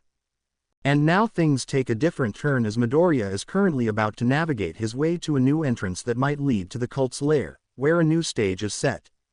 Well then, read on and enjoy. The diva laughed and taunted Midoriya that his death is inevitable and there is no one who can save him now, and raises his staff to make preparations to summon the lightning, but Midoriya asked if he intended to, knowing that he could kill his own men. The diva said that they are disposable and the cult will simply recruit more, leaving Midoriya disgusted. They are disposable. They can be replaced. The cult will grow stronger. And you cannot stop us. However, something went wrong as the lightning began to strike, surprising the diva as he did not press the button yet, and there the lightning bolts struck the diva, which damaged the staff beyond repair while hitting the henchmen who were killed on the spot. The diva is also dead due to the strong intensity of the lightning strike, thus ending his life. Midoriya saw an entrance where the henchman emerged and is about to head there when the lightning bolts struck the ground several times. Midoriya uses the full cowling to propel himself towards the secret entrance and got in, and descent downward as the lightning kept striking until the apparatus that produces the lightning exploded, thus the threat of the lightning strikes have ended. And now Midoriya has found a way to head towards where the cult is hiding and intended to stop them and rescue the kidnapped children. As he descends towards the entrance, he finds the hall very narrow and long, and he started to get wary, seeing that there is very little space for him to try out maneuvering if he encounter more cult henchmen who are armed and loaded. Midoriya stopped on his tracks as he reconsidered his approach as he looks around and realized that it would be too risky for him to go ahead given that there is little room for him to try finding space to dodge incoming attacks. As the Class 1A member is about to reach a decision, he saw the cult members approaching and one of them is holding a grenade, and Midoriya stared wide-eyed, realizing that he is risking a cave-in, and told the cult member that he is risking suicide, as well as potentially killing his comrades. Don't do it. You'll cause a cave-in. You'll get yourself and your comrades killed. However, the cult members are oblivious as they were indoctrinated by the cult and uttering the same words like automated puppets. Death to the infidels. Those who disrespect the goddess Kali must die. Long live the cult. We will rule the world. Death to the infidels. Those who disrespect the goddess Kali must die. Long live the cult. We will rule the world. The situation worsened as another cult member brought out an RPG, and is ready to fire, and Midoriya came to the conclusion that the cult members are in no shape to reason with, so he activated the full cowling and ran as fast as he could, heading back to the exit of the cave they are in. As the cult member is aiming the RPG at the fleeing boy, the other cult member removed the safety pin of the grenade, which he intend throw it towards Midoriya, even though the boy is quite out of range, yet the cult members are too brainwashed to notice it and they chanted the indoctrinated words taught to them as if they are like a looped recording.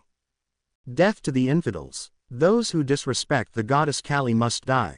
Long live the cult. We will rule the world. Death to the infidels. Those who disrespect the goddess Kali must die. Long live the cult. We will rule the world. However, as the cult member threw the grenade, it struck the ceiling and rebounded back, landing in front of the cult members, and in an ironic twist of fate, the cult members seemingly did not mind it and once more chanted the oath of the cult of Thuggee. Death to the infidels. Those who disrespect the goddess Kali must die. Long live the cult. We will rule the world. Death to the infidels. Those who disrespect the goddess Kali must die. Long live the cult. We will rule the world. The grenade exploded, which killed the cult members, but then the RPG shell has been launched which flew straight before it struck a portion of the ceiling and causes a cave-in, which Midoriya ran faster as he could feel the shrapnel hitting his back. By the time he got out of the cave has given in, blocked the passageway, and thus going back in is impossible now. Midoriya clenched his fists as he now has to find another way in, and he began to slowly descend from the mountaintop and looked around to see if there is an alternate way of finding the cult's hideout. The scene shifts inside the cave, where it was covered in debris, and you can see half of the cult members are dead, due to being blown up by the grenade, brought about by their own foolishness, yet the remaining half are still breathing and are close to expiring, yet they remain to be brainwashed even in their final moments, and before expiring, they chanted the cult's oath for the last time. Death to the infidels. Those who disrespect the goddess Kali must die. Long live the cult. We will rule the world. Death to the infidels. Those who disrespect the goddess Kali must die. Long live the cult. We will rule the world. Tokyo International Airport. The time now is 19:20. Gran Torino is at the gate of the departure area as he is awaiting the announcement of the flight he is taking, and dressed in his civilian guise. Torino is dressed like a safari hunter, and thus he is unrecognized by other passengers as they are waiting for their plane that would take them to India. One passenger asked Torino out of curiosity seeing him in that getup and inquired if he is on a leisure trip. Because of Torino's disguise, the passenger did not recognize him as a pro hero. So, are you on a trip to the forest or something? Sort of. Quite odd. No, I guess you could say that. Why India of all places? You could have gone to Africa. India's quite near. That's all. Really. Torino sighed in relief seeing that no one recognized him, which is a good thing as this would prevent anyone from suspecting anything, as Nezu suspecting that the Indian ambassador is hiding something, and because of his reluctance of providing prompt response on doing a welfare check on Midoriya at India. After some 20 more minutes the speaker blared where the announcer said that the flight to India is ready, and there the departing passengers stood up and are heading for the departure gate en route to the airplane. And there the passengers can be heard commenting that certain tourist spots and attractions at India are interesting, though they do comment that peace and order can be an issue, given that they heard about a news about snakes attacks at some certain areas. Is it safe to go there? I hope so. Too bad the news sort of left me shaken. Will it be okay to go there? The police better. I hope I won't encounter snakes there. Ha ha. I'm sure it's safe now. Torino heard it and realized that Midoriya is really having a situation there and hoped that he is okay, unaware that the boy is already having a lot of problems at this time. Once on the airplane, the stewardess passed by and told Torino that the flight to India would take 3 hours behind, meaning that by the time they leave Japan, the plane will arrive about 16:30 in the afternoon, which the elderly pro-hero nodded, as he will have time to look for a hostel near the crime scene where Midoriya was last seen. I see. That's good to hear. Will you be okay, sir? Yes, I have the time to look for a hostel. Really, sir, considering your age. I'll be fine. Really, sir. Yes. Thank you for your concern. After several minutes the passengers were told to put on their seat belts and the airplane began to leave the runway and flew, as it is departing from Japanese airspace and is heading for India. There Torino glanced at the window as he glanced at the scene below, where he mentally comments that this is the first time in many years that he left Japan, and now he is going on a foreign country just to look for Midoriya and see if he is okay. Back at India, Midoriya is depending from the mountain top as he is looking for an alternate entry to find the fastest possible routes leading to the cult's hideout, and he is beginning to show signs of frustration as he felt like he is being pushed out of every chance he find, until he saw something below which looked like an extension of the mountain as there are roads below. Midoriya decided to check it out and stealthily went there, and upon landing he saw the cult members patrolling the area, and this made the boy feel a certain amount of hope, and he is now ready to embark on his next move to locate the cult's main base. The Stage 3 BGM of Arumana no Kaseki plays. As Midoriya sneaked his way around he began to notice something about the surrounding area he is in, as he saw that some of the mountain walls sport several skull faces attached, and this made the boy feel wary, as had a feeling that the cult he is facing may not be the usual types and waited for a proper time to make his next move, as he saw that several cult members are armed. The next scene shows that another group of cult members arrived, and brought more kidnapped children with them, and you can see that the children are severely malnourished as they came from several impoverished areas within India, and the children were visibly weak to walk on their own, and the cult members showed their ruthlessness by kicking the downed child repeatedly until the child is killed. Then one of the cult members doused the dead body in gasoline before setting it on fire and warned the children of a similar fate if they dare oppose them, making the children tremble in fear. There the cult members made their warning clear as they grabbed another child, douse her in gasoline before setting her on fire, and the cult members began chanting the indoctrination oath unabashedly. Death to the infidels. Those who disrespect the goddess Kali must die. Long live the cult. We will rule the world. Death to the infidels. Those who disrespect the goddess Kali must die. Long live the cult. We will rule the world. Angered by what the cult members did, Midoriya went into action and uses the full cowling to propel himself towards the cult members and uses the shoot-style kick attacks to disable the villains and knock them out, and went to the children to assure them that he will save them. The frightened children begged Midoriya to get them out of here as they want to go home to their families and live quietly. Please, help us. I don't want to die. We want to go home. Please, help us. I don't want to die. We want to go home. Wah. Suddenly more cult members arrived and they threw some liquid elements towards him, which Midoriya unintentionally evaded, which he discovered that the liquids were gasoline, and there the shocked Midoriya told the children to run as fast as they could, fearing that the cult members will set the children on fire. As the children ran off, Midoriya prepared himself to stall the cult members, but then he saw the children pass by the wall that has a huge skull head, which the mouth opened and breaths out fire, which turn out to be a trap, and the children screamed as they are set on fire. Iaa. GG Gaia. Ah. AAARRRGHHH. Iaa. GG Gaia. Ah. AAARRRGHHH. In less than 90 seconds the children were charred to death, and Midoriya was shaken at what happened, and there the cult members unrepentantly celebrated as they chanted the indoctrinated oath of the cult. Death to the infidels. Those who disrespect the goddess Kali must die. Long live the cult. We will rule the world. Death to the infidels. Those who disrespect the goddess Kali must die. Long live the cult. We will rule the world. At an outdoor cart-like canteen somewhere within the city. The scene shows that the Indian ambassador is having a dinner and joining him as his assistant, as it turns out that he and the assistant seemingly in cahoots as they were instructed by the Japanese embassy in India to stall as much as they can about the incident at India, and the two men are drinking sake as they are pondering on what to do next, as they were instructed by the Japanese ambassador to keep on lying about the state of affairs at India.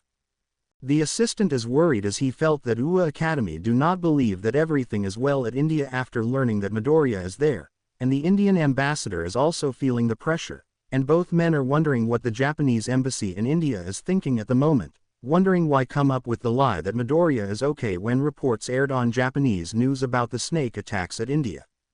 Sir, what? I don't feel so good. I know, but we'll have to. What were they thinking? Beats me. This is problematic. You don't say. The two men sighed as they wished that Midoriya would never go to India in the first place as his presence there caused an uproar, and now the ambassador and his assistant are now facing the pressure, and by then his phone rang and his superior called, and instructed the Indian ambassador to keep up the charade and keep UA Academy and the Japanese authority under wraps and give them false assurance that all is well. The Indian ambassador's superior stated that no one must know that Midoriya is in India and that the ambassador must keep up appearances to maintain the peace, but the ambassador said that it is now difficult to maintain the facade, but his superior kept on saying Thathy must maintain the illusion that this is for the greater good. You know the reason why. But sir, do not fear. Our goddess will guide us. Still, do as told. Do not let our goddess down. Good night. Wait, after that, the call is cut off, and the caterer is baffled upon hearing the caller said the catchphrases like, "Death to the infidels. Those who disrespect the goddess Kali must die. Long live the cult. We will rule the world," which the ambassador and his assistant were shocked that someone has overheard the conversation. The Indian ambassador grabbed the knife and stabbed the caterer on his skull, penetrated the brain and killed him on the spot, which surprised the assistant and asked him what will they do now, as the ambassador just killed an innocent victim. The ambassador said they need to get out of here at once as no one must know that they are members of the cult of Thuggies, and this secret must remain a secret, revealing that the two men are secretly in league with the cult, and that they must maintain this secrecy as long as they could. As the two men are about to flee, they were greeted by an unexpected sight, as Present Mike is standing there, with Kyoka Jiro of Class 1A with him, her earphone jack quirk displayed and recorded the entire conversation. And rounding up the cast are Snipe and Eraserhead, and there the three UA teachers are not pleased at what they just discovered, seeing that Nezu did the right thing in sending the teachers here and trailing the ambassador and find out if he is hiding something, and now they have evidence to pin the two men down. Even Kyoka is not too pleased that these two Indian men are more than willing to sacrifice an innocent boy just to hide something from UA Academy, and told the three teachers that they did the right thing in bringing her along. Sensei, looks like you did the right thing in bringing me along. Yeah, of course, looks like this is more than just a cover-up. Shall we apprehend these two? Yeah, Snipe, Present Mike. Loud and clear, we're on it. The Indian ambassador and his assistant stared wide-eyed in horror, seeing that they have been discovered, and attempted to flee, but Aizawa uses his capture cloth to hold them down while Snipe aimed his gun at the two men, and there he asked them who did they talk to, and who is this cult that they mentioned. Although hysterical, the two men were defiant and insisted that they do not know what they are talking about, yet Kyoka repeated the recording where the two men's voices showed proof that they are guilty, yet the two men feigned innocence. I don't know. Beats me. You got the wrong guys. We're innocent. We want a lawyer. We'll sue you. We have our rights. You cannot charge us. Although irritated, Aizawa maintained his cool and tells his fellow UA teachers and Kyoka that they will bring the two men to the police and have them interrogated, which the others agreed, and he asked Kyoka if she is willing to come along, and promised to give her a makeup class as she might have to skip a day or so, which she said it is not a problem. Thanks, Jiro. Sure, Sensei. Your quirk will be a big help. Yeah, come on. We got to get some clues from these two and figure out what these guys have to do with covering up the fact that Midoriya is in anger. Right, let's go. Yes, Sensei. And so the three UA teachers and Kyoka drags the two men and are heading for the police station, and soon paramedics arrived and took care of the dead caterer, whilst the UA teachers are hoping that the cops there would instill pressure to make the two men confess everything they know, so that they could get some leads on why they two men are trying hard to hide the fact that Midoriya is somewhere in India and why cover up his possible situation. The time now is 2000, and the airplane that Gran Torino is riding has left the Japanese airspace, which he is glancing at the window, as he is just moments away from leaving Japanese airspace, and as he is about to relax, he checked his smartphone and got a messenger text from a reliable source, saying that the three UA teachers and Kyoka Jiro have apprehended the Indian ambassador and his assistant, who were out conniving with someone and said something about the cult of Thuggies. The message also said that Kyoka recorded the two men's conversation and the possible connection to the situation at India. As Torino continued to read the message, he saw an audio file attached and secretly played it, which made him feel concerned for Midoriya, as he sensed that the ninth holder of the one-for-all quirk may be embroiled in a situation that may be connected to the snake attacks that was mentioned to him by Nezu. He then hid his smartphone when a stewardess passed by and offered him complimentary snacks and drinks, which he requested for peanuts and a Sprite, which the stewardess complied, and a minute later she delivered it to him and Torino thanked her for the service, which she says it is nothing. As Torino is about to resume in reading his messenger app, he is a bit startled when the stewardess shrieked when an Indian passenger molested her in front of the passengers, which the suspect did not mind it and attempted to raise her skirt, triggering a word war between the two. Sir, what? Stop that. No, it is a man's duty to explore a woman. You perv. You women are created to pleasure us men. Maniac. Ow. You wench. As the stewardess slapped the perv asterisk, the perv retaliated with a slap of his own, knocking her down, and this made the other passengers feel terrified as the perv is quite muscular and attempted to her in front of the others, confident that no one would dare interrupt him. However, Torino sighed at seeing that the passengers are too scared to try helping the stewardess and decided to go deal with the perv himself, and approached the fool, asking him to stop the foolishness and return to his seat, saying that the disturbance he is causing would cause problems inside the airplane, reasoning that this would land him in trouble. However, the perv-ed Indian national showed no fear and started to insult Torino, unaware of the fact that Torino is a pro-hero because the elderly man is dressed like a safari hunter. "Stay out of this, you Asian dwarf." "Excuse me. This doesn't concern you. It is for me. Mind your own business, you impotent old man." That's a low blow comment coming from you. Get lost and do not interfere. As the perv-ed Indian national is about to pull the stewardess, panties off, Torino provoked the troublemaker by saying that the stewardess prefer real men and not men who are micro-sized, stating that the man's beep is as soft as a pasta macaroni on a soup. The other passengers stared wide-eyed at hearing this and wondered if Torino is really that senile, fearing that the perv-ed Indian national will surely beat the elderly man up without mercy. That idiot, what is he thinking? He'll get hurt. Someone do something. Not me. I'm not a pro-hero. You do it. Why me? However, Torino uses his cane and jabbed it hard on the man's balls, causing the troublemaker to kneel down in pain. Then Torino uses the cane to do an uppercut, sending the man upwards and hit his head on the ceiling before hitting the floor. The man is knocked out and will be out for the duration of the trip to India. The other passengers gasped at seeing Torino effortlessly took out the troublemaker and wondered who was he, unaware of the fact that Torino is really a pro-hero. No way. Did he? How? He took the guy out with just a stick. That's just what the heck is he? Is he really a senior citizen? As the rest of the crew helps the injured stewardess, Torino told the crew to tie up the troublemaker so he won't harass anyone, which the crew obliges and thanked him for the help, and assured to him that the troublemaker won't be causing any more disturbance throughout the trip. "Thank you. We appreciate it. We owe you one." Sure. Just tie him up so he won't try anything foolish again." "We will. We'll get to it. Again, we thank you."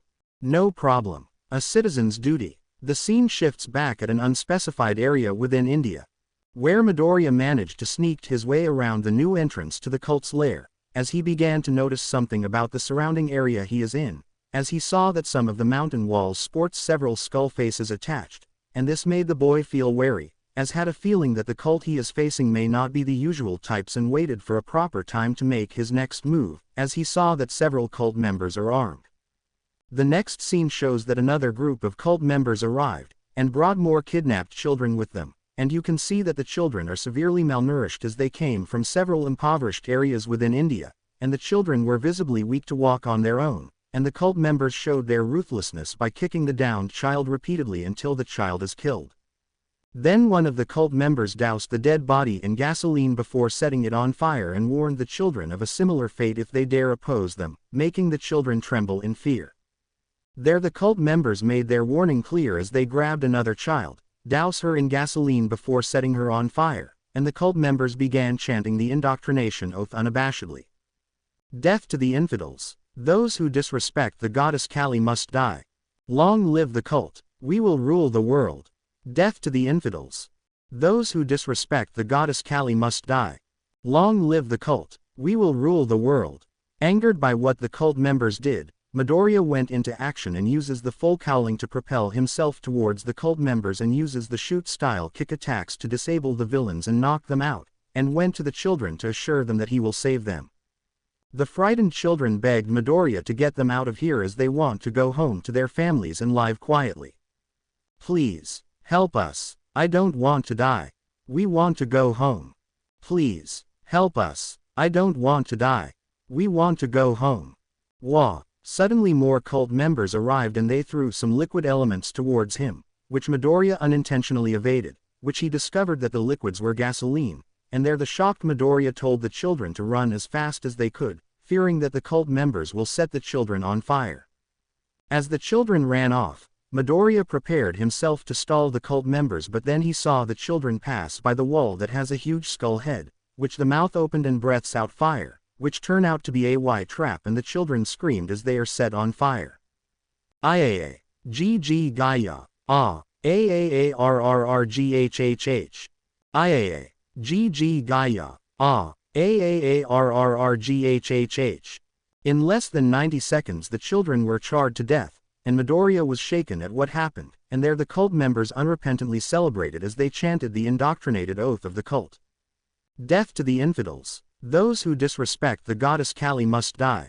Long live the cult. We will rule the world. Death to the infidels. Those who disrespect the goddess Kali must die. Long live the cult. We will rule the world.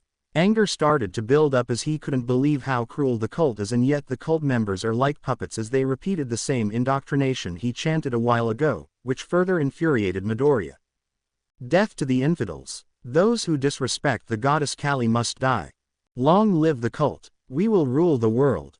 Death to the infidels. Those who disrespect the goddess Kali must die. Long live the cult. We will rule the world. Midoriya rushed towards the cult members and unleashed the Delaware Smash and beats up the cult members, and he is momentarily blinded by rage as he witnessed how the cult slaughter the children without mercy or remorse. However, the cult members are like expendable ones, as in the end they chanted the same indoctrination over and over before being put out of commission. Death to the infidels. Those who disrespect the goddess Kali must die. Long live the cult. We will rule the world. Death to the infidels.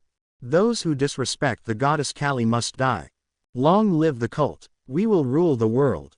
Once the cult members are taken out, Midoriya slowly calms down and stared at the charred remains of the dead children, and he apologized for not being able to save them from the cult. I'm sorry, I couldn't, really, I. Suddenly the skulls that were seen on the walls began to open its mouth, where it fired spears, which caused Midoriya to take evasive action as he realized that the skulls are more than just decorations, they are white traps. Damn, didn't think those things are armed. At the police station, Tsukauchi is interrogating the Indian ambassador and his assistant as he was told by Aizawa and the others about what happened, and despite the evidence presented by Jiro, using her earphone jack, the ambassador and his assistant were defiant as they maintain their innocence and insists that their basic rights were violated. Tsukauchi, however, said that witnesses saw how he murdered the snack bar owner, as well as saying that the ambassador claiming that he is a member of a cult, and there he asked the ambassador why go to such lengths just to cover the fact that Midoriya is in danger while in India, and why he refused to provide a welfare check just to see if Midoriya is safe or not. However, both the ambassador and his assistant reiterated that they are innocent and that they demanded a lawyer to represent them and made it known that they will sue UA Academy for the wrongful arrest and fabricated charges. We have a right to self-incrimination. We want a lawyer. We demand a lawyer. We will sue you. You will pay. That's right. You humiliated us. Outside the interrogation room, Aizawa and Present Mike stood there, and are rather displeased at the suspect's defiance, and their Mike offered to help in the interrogation, but the assistant police officer advised him against it as they are not allowed to torture suspects as this would only worsen the situation, though Aizawa felt that something is not right here. Snipe and Jiro blinked their eyes as Aizawa said that basing on what actions the suspects displayed, he had the impression that the suspects are intentionally trying to stall Tsukauchi and are using the same rhetoric just to make time pass. Snipe started to sense that Aizawa may be right, and said that there is a possibility that he may have connections of sorts as the interrogation has been going on for almost an hour, and there he told his two fellow UA teachers that it's possible that an attack might happen here. Huh, seriously, that's what my gut instinct says. I see, who would want to try attacking a police station in the night? I don't have concrete proof, but we should consider this possibility, although the ambassador seemed to be working alone. I see, we get the gist. Snipe, listen carefully. Huh, what gives? I'm all ears, Eraserhead. Taking Snipe's words in consideration, Aizawa tells him to escort Jiro back to Heights Alliance, but Jiro asked why, though Aizawa said that this is a teacher's duty to protect the students, and assured to her that he and Present Mike will handle things from here, as well as pointing out that this is now a police matter, and they will deal with the suspects. Snipe agreed and said that the police will take over from here, and said that Jiro is still a minor, hence it is justified that her safety comes first since curfew would be enforced in a matter of hours, which Jiro slowly conceded. That's why. I see. Don't worry. Eraserhead will inform us if they get any leads. Let us have faith in them and the police. Okay. Let's go, Jiro. Yes. As Jiro and Snipe are about to leave, They slowly heard the Indian ambassador screaming like someone whose right has been violated and demanded that he be given a lawyer or else he will sue the police in UA Academy for violating his rights. However, Tsukauchi said that while the ambassador will be given a lawyer, the fact remains that he killed an innocent man while intentionally shirking his duty to do a welfare check on Midoriya in India, as well as he is being accused of being connected to a cult that Jiro heard from him, yet the ambassador, along with his assistant, is stubborn to the end. We have a right to self-incrimination. We want a lawyer. We demand a lawyer. We will sue you. You will pay. That's right. You humiliated us. Sighing, Snipe tells Jiro that they need to get going, and Jiro asked again if this is okay, and the UA teacher assured to her that Aizawa and the police will figure out a way to check on Midoriya. Don't worry. Eraserhead will inform us if they get any leads. Let us have faith in them and the police. Okay. Let's go, Jiro. Yes. Nodding, Jiro went along with Snipe, and leaves the police station, where they are heading to the parking lot where their jeep is parked, which they use in bringing the suspects here, and as the two walked, Jiro sensed that they are being followed as behind them, 6 individuals are seen walking, wearing hats and trench coats. Jiro whispered to Snipe about it, and he told her to act naturally and not give herself away, which she asked if he is sure about this, which the UA teacher assured that everything will be okay. It's fine. At the police station, Tsukauchi is trying hard to make the ambassador reveal something, yet the ambassador appeared desperate as he insisted that he is innocent, and reiterated that the charges lobbied against him are fabricated and baseless, even though Aizawa and Present Mike stated that they saw the ambassador killed the snack bar owner in cold blood and in full view. By then a lawyer came and said he is here to represent the ambassador and his assistant, which Tsukauchi nodded, and there he told the lawyer of the situation, but then the lawyer began using baseless rhetorics just to confuse the interrogators and insists that the ambassador be released, which slowly cause a tension inside the police station. I say you release my client at once. We cannot. The evidence against him are strong. You have no proof. We have 2 witnesses. They have poor eyesight. They are color blind. Listen, sir, you. Release them or else I will sue you in this city. Aizawa is slowly losing patience here, and wondered if the lawyer is for real or just a clown, but then he noticed that the lawyer appeared to be of Indian descent, and noted that his actions are almost the same as the ambassador, which Present Mike also noticed, and the 2 teachers wondered if there is some kind of conspiracy happening here. Present Mike, yeah, I get it. It looks like we may have gotten ourselves a bit of a conspiracy here. And this somewhat reminded me of Bollywood. We need to get a background check on this lawyer. That's what I'm thinking. Maybe we should call for.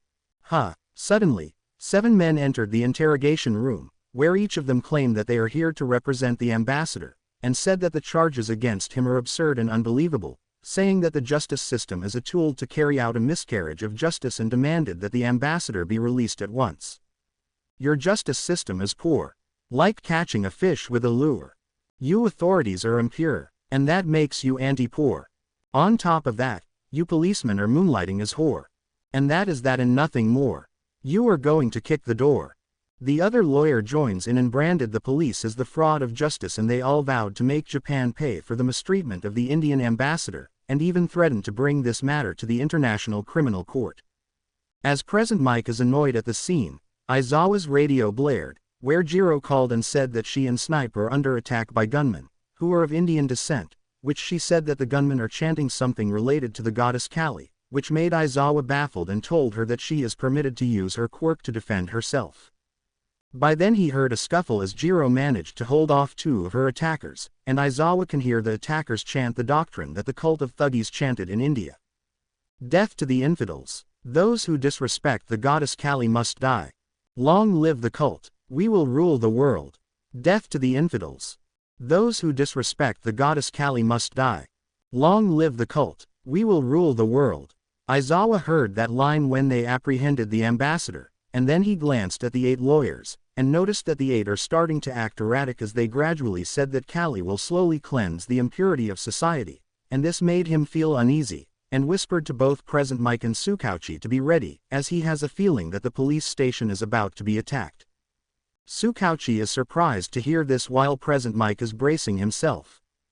And both the ambassador and his assistant are starting to get worried as the 8 lawyers are slowly losing grip on their common sense, as the 8 lawyers told the ambassador that he has failed in upholding faith of Kali, hence he must be given divine judgment, which the ambassador said that he hasn't and has never revealed anything to anyone, thus unwittingly expose himself as having knowledge of what is happening at India that involves Midoriya. However, the 8 lawyers finally lost themselves as they are revealed to be members of the cult of Thuggies, and the brainwashing took hold of the 8 as they began chanting the indoctrination that the cult leader has instilled on them. Death to the infidels. Those who disrespect the goddess Kali must die. Long live the cult. We will rule the world. Death to the infidels. Those who disrespect the goddess Kali must die. Long live the cult. We will rule the world. As Tsukauchi is about to call for reinforcement, the 8 cult members opened their blazers, revealing that they are carrying vests laced with bombs, and Aizawa became alarmed at this as Present Mike uses his quirk to produce a sonic sound and used it to bore a hole on the wall, where the trio quickly escaped, and moments later the police station exploded, leveling half of the building. Aizawa asked Tsukauchi and Mike if they are okay, which the two confirmed, and there Aizawa told Tsukauchi to contact other precincts for help, as he has a feeling that there may be more of them within the area. Are you sure, Aizawa? Yes. Okay. But what? Present Mike and I will deal with the rest. I see. Please hurry. Okay. Aizawa then told Mike to go check on Snipe and Jiro, as he is now aware that they too might be in danger, assuming that the attackers are also carrying bombs, and Present Mike told Aizawa to be careful as the now damaged building might collapse. You better be careful. Yeah, you'll be okay. I will. Then I'm off. Don't get too overconfident. The two UA teachers split up as they are going to do whatever they could, as they now have an idea of what they are facing and how this is connected to what is happening at India. As Aizawa carefully entered the police station, he is shocked at the severity of the damages, as half of the place has been leveled, and saw that 90% of the workforce are killed on the spot, and as he searched the wreckage, he managed to find a few survivors. Aizawa checked on them, where a few are badly hurt and are begging for help. Oh. I'm hurt. Help me. Save me. I'm dying. Get me help.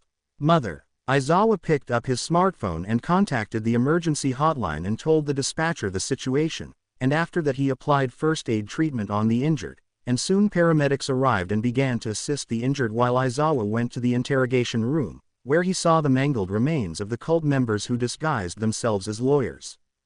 They were already dead the moment they detonated themselves, and then he saw the dismembered remains of the Indian ambassador, and there the investigator came and is shocked at what he is seeing, and there Aizawa told him what happened, and the investigator is baffled as to why a cult from India would want to attack Japan. Aizawa said that the only lead they can get is whether Gran Torino would be able to arrive at India and find Midoriya, as he has a feeling that Midoriya might have an idea of what the connections are and those would be the keys in unraveling this mystery. Gran Torino went to India. Yes, he is now our only lead in finding out the connections, and why one of my students is being targeted. This is, I know, still, I can't believe that. Inside the plane en route to India, Gran Torino is sitting on his seat as the pilot announced that in just a few minutes they will be arriving soon at India, and the elderly pro-hero sighed as he had spent a few hours on flight, but then his musing is interrupted when the troublemaker woke up, bewildered that he is tied up and demanded that he be set free, screaming and cursing.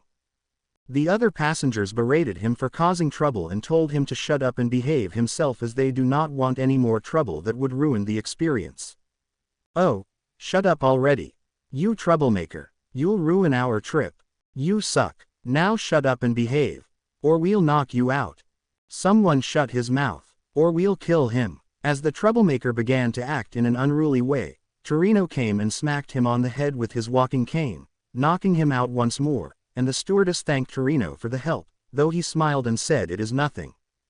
Thank you, sir. It's okay. We appreciate it.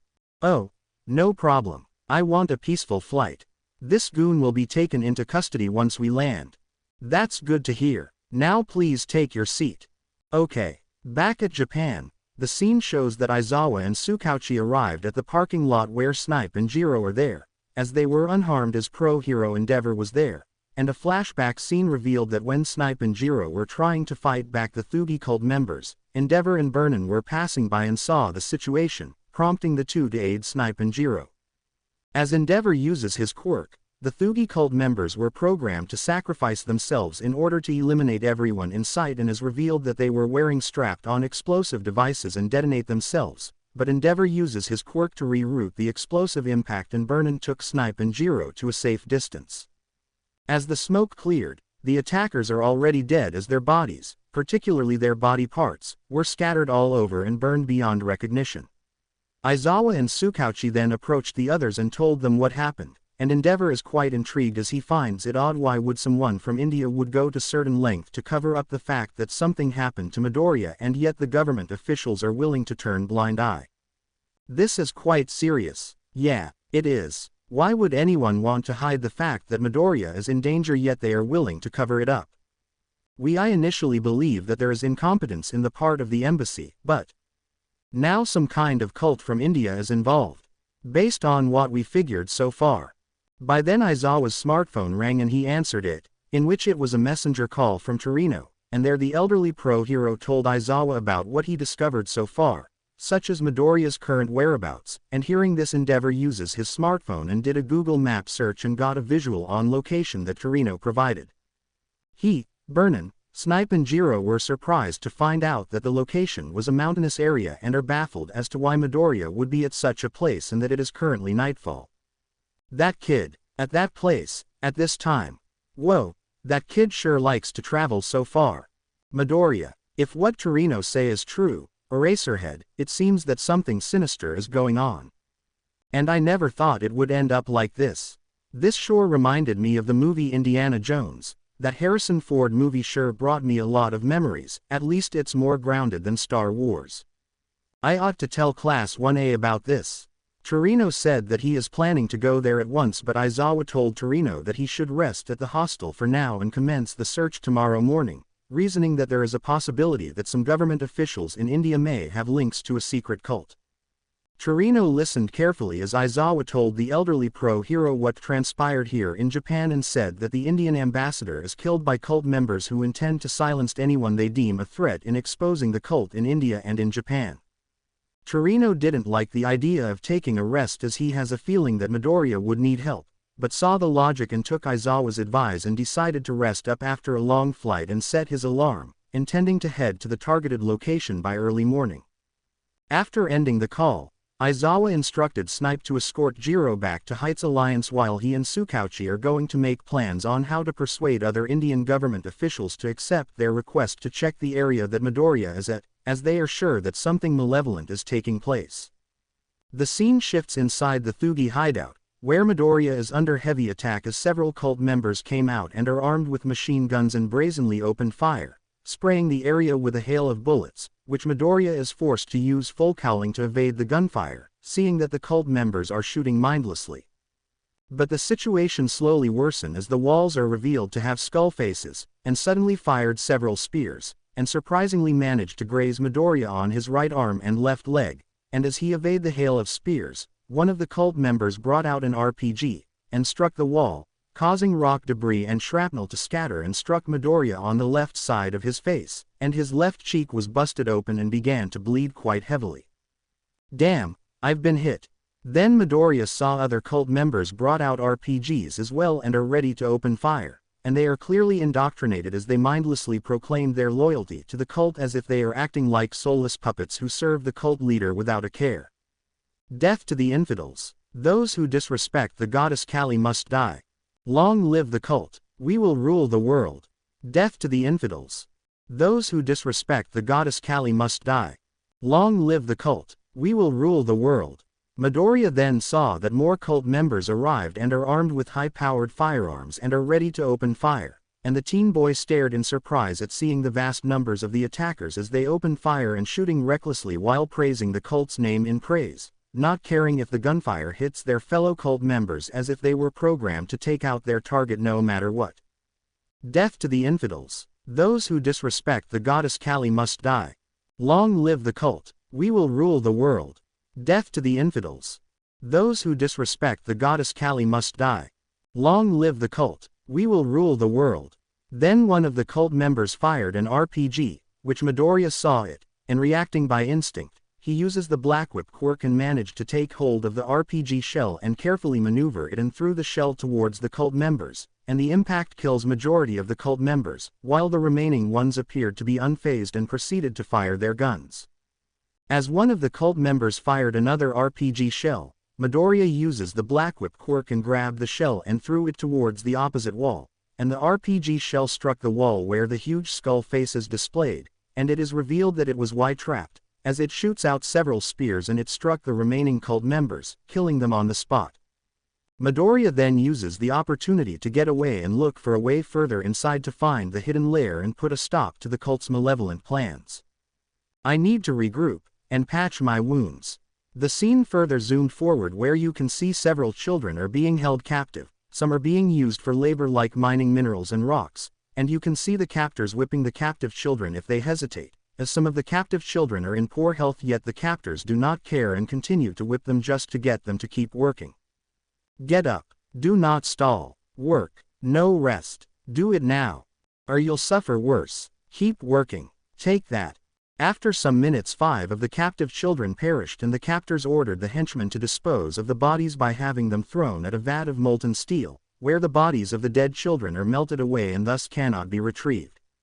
There the captors threatened the captive children that they'll meet the same fate if they disobey their captors, and the frightened children resumed their labor despite their gradual failing health, and to make an example they grabbed 2 more children and threw them onto the vat, where they screamed in pain before eventually died and burnt and melted, and the other children cried in fear. There the captors shouted the same chants that they have been indoctrinated, which shows that they too were brainwashed into serving the cult of Kali. Death to the infidels. Those who disrespect the goddess Kali must die. Long live the cult. We will rule the world. Death to the infidels. Those who disrespect the goddess Kali must die. Long live the cult. We will rule the world. Not far, the leader of the cult, aka the Grand Vizier, is seen over the upper balcony area of the hideout, watching malevolently at seeing the children abused and tormented, as he is pleased that he has enough labor to do the work for him, and now he is instructing some of his henchmen to procure more children from neglected villages to serve as more labor. Then one of his henchmen came and told the Grand Vizier that Midoriya managed to defeat several of their men and seemingly escaped, which the Grand Vizier appeared to be displeased, but the henchman said that Midoriya is badly wounded and assured that finding him will be easy. The Grand Vizier nodded and told his henchmen to bring more men with him and find Midoriya, as well as having the boy dead and bring his body here so it would serve as a sacrifice for the ritual, which the henchman nodded in acknowledgement. You understand, do you? Yes, my Vizier. Find that Jap. Kill him. Yes, my Vizier. I don't care how you do it. Just kill that damn Jap. Yes, my Vizier. And bring me his body, it will be a good offering. Yes, my Vizier. The next moments showed that several more cult members are mobilized and went to various areas within the lair and outside the lair to look for Midoriya, and they were persistent in finding him, and though they find a trail of bloodstains, the cult members seemingly lost track, yet they kept on searching without taking a break. It is shown that Midoriya managed to find a hiding place within the caves that the cult members seemingly failed to notice, and there you can see that Midoriya took off his shirt and ripped off the long sleeve parts and used them as bandages as he managed to halt the bleeding, and he was forced to wait and stall as he needed to take a break to recover some stamina. He remained hidden for several hours, and as he checked his watch he realized that the time now is 3 o'clock India time, and he decided to keep on moving, and slowly peered from the entrance of the cave, seeing that the coast is seemingly clear, and slowly moves out while being careful in not giving himself away. Okay, the coast is clear. Suddenly a hail of bullets are seen raining in, and Midoriya was forced to take evasive action. And there he saw that more cult members arrived and are armed with high-powered firearms, and are shooting recklessly, and the teen boy stared in surprise as the vast number of the attackers are increasing as they open fire and shooting away with reckless abandon, all the while praising the cult's name in praise, not caring if the gunfire hits their fellow cult members as if they were programmed to take out their target no matter what. Death to the infidels. Those who disrespect the goddess Kali must die. Long live the cult. We will rule the world. Death to the infidels. Those who disrespect the goddess Kali must die. Long live the cult. We will rule the world. Midoriya is forced to use full cowling to evade the gunfire as the cult members went after him, and the chase took about 10 minutes before the teen boy accidentally entered a seemingly unknown cave entrance, and he looked around, where he noticed that 3 skull faces are on the wall in front of him, in a horizontal display top to bottom. As the cult members entered, they surrounded Midoriya, and once more chanted the indoctrination that were instilled into their minds, not caring about the situation they are in. Death to the infidels. Those who disrespect the goddess Kali must die. Long live the cult. We will rule the world. Death to the infidels. Those who disrespect the goddess Kali must die. Long live the cult. We will rule the world. Then the cave entrance began to close where a single, huge skull face, sporting a different color, emerged, and opened its mouth while the eyes lit, and Midoriya realized that he accidentally walked into a trap, and what's more, the cult members are here and he wondered if they were intended to be sacrificed as in disposing them as mere disposable. No, they wouldn't. Suddenly, the 3 horizontally displayed skull statues were activated, its eyes glowed and fired several lasers, and as Midoriya evaded the laser attack, the blast struck the cult members, slowly killing them. And the singular skull statue began to move up and down and fired lasers as well and began to shoot down the remaining cult members until Midoriya is the only one left. Damn it! Midoriya then realized that this was indeed a trap, and saw the cult members laid dead on the ground, their bodies riddled by laser blasts while laying in a pool of blood, and there he glanced at both sides as the skull statues are ready to commence the attack. Arumana no Kaseki Stage 3 Boss Battle Theme. The 4 skull statues open fire, shooting out lasers, and Midoriya is forced to move fast, but in doing so causes the wounds on his body to open and he is feeling the pain, and now he has to think of a way to disable the skull statues as he realized that he cannot keep dodging for long as this would alert the other cult members and head here. To be continue. I hope you enjoyed this story. Also remember to subscribe and like this video. See you in the next video.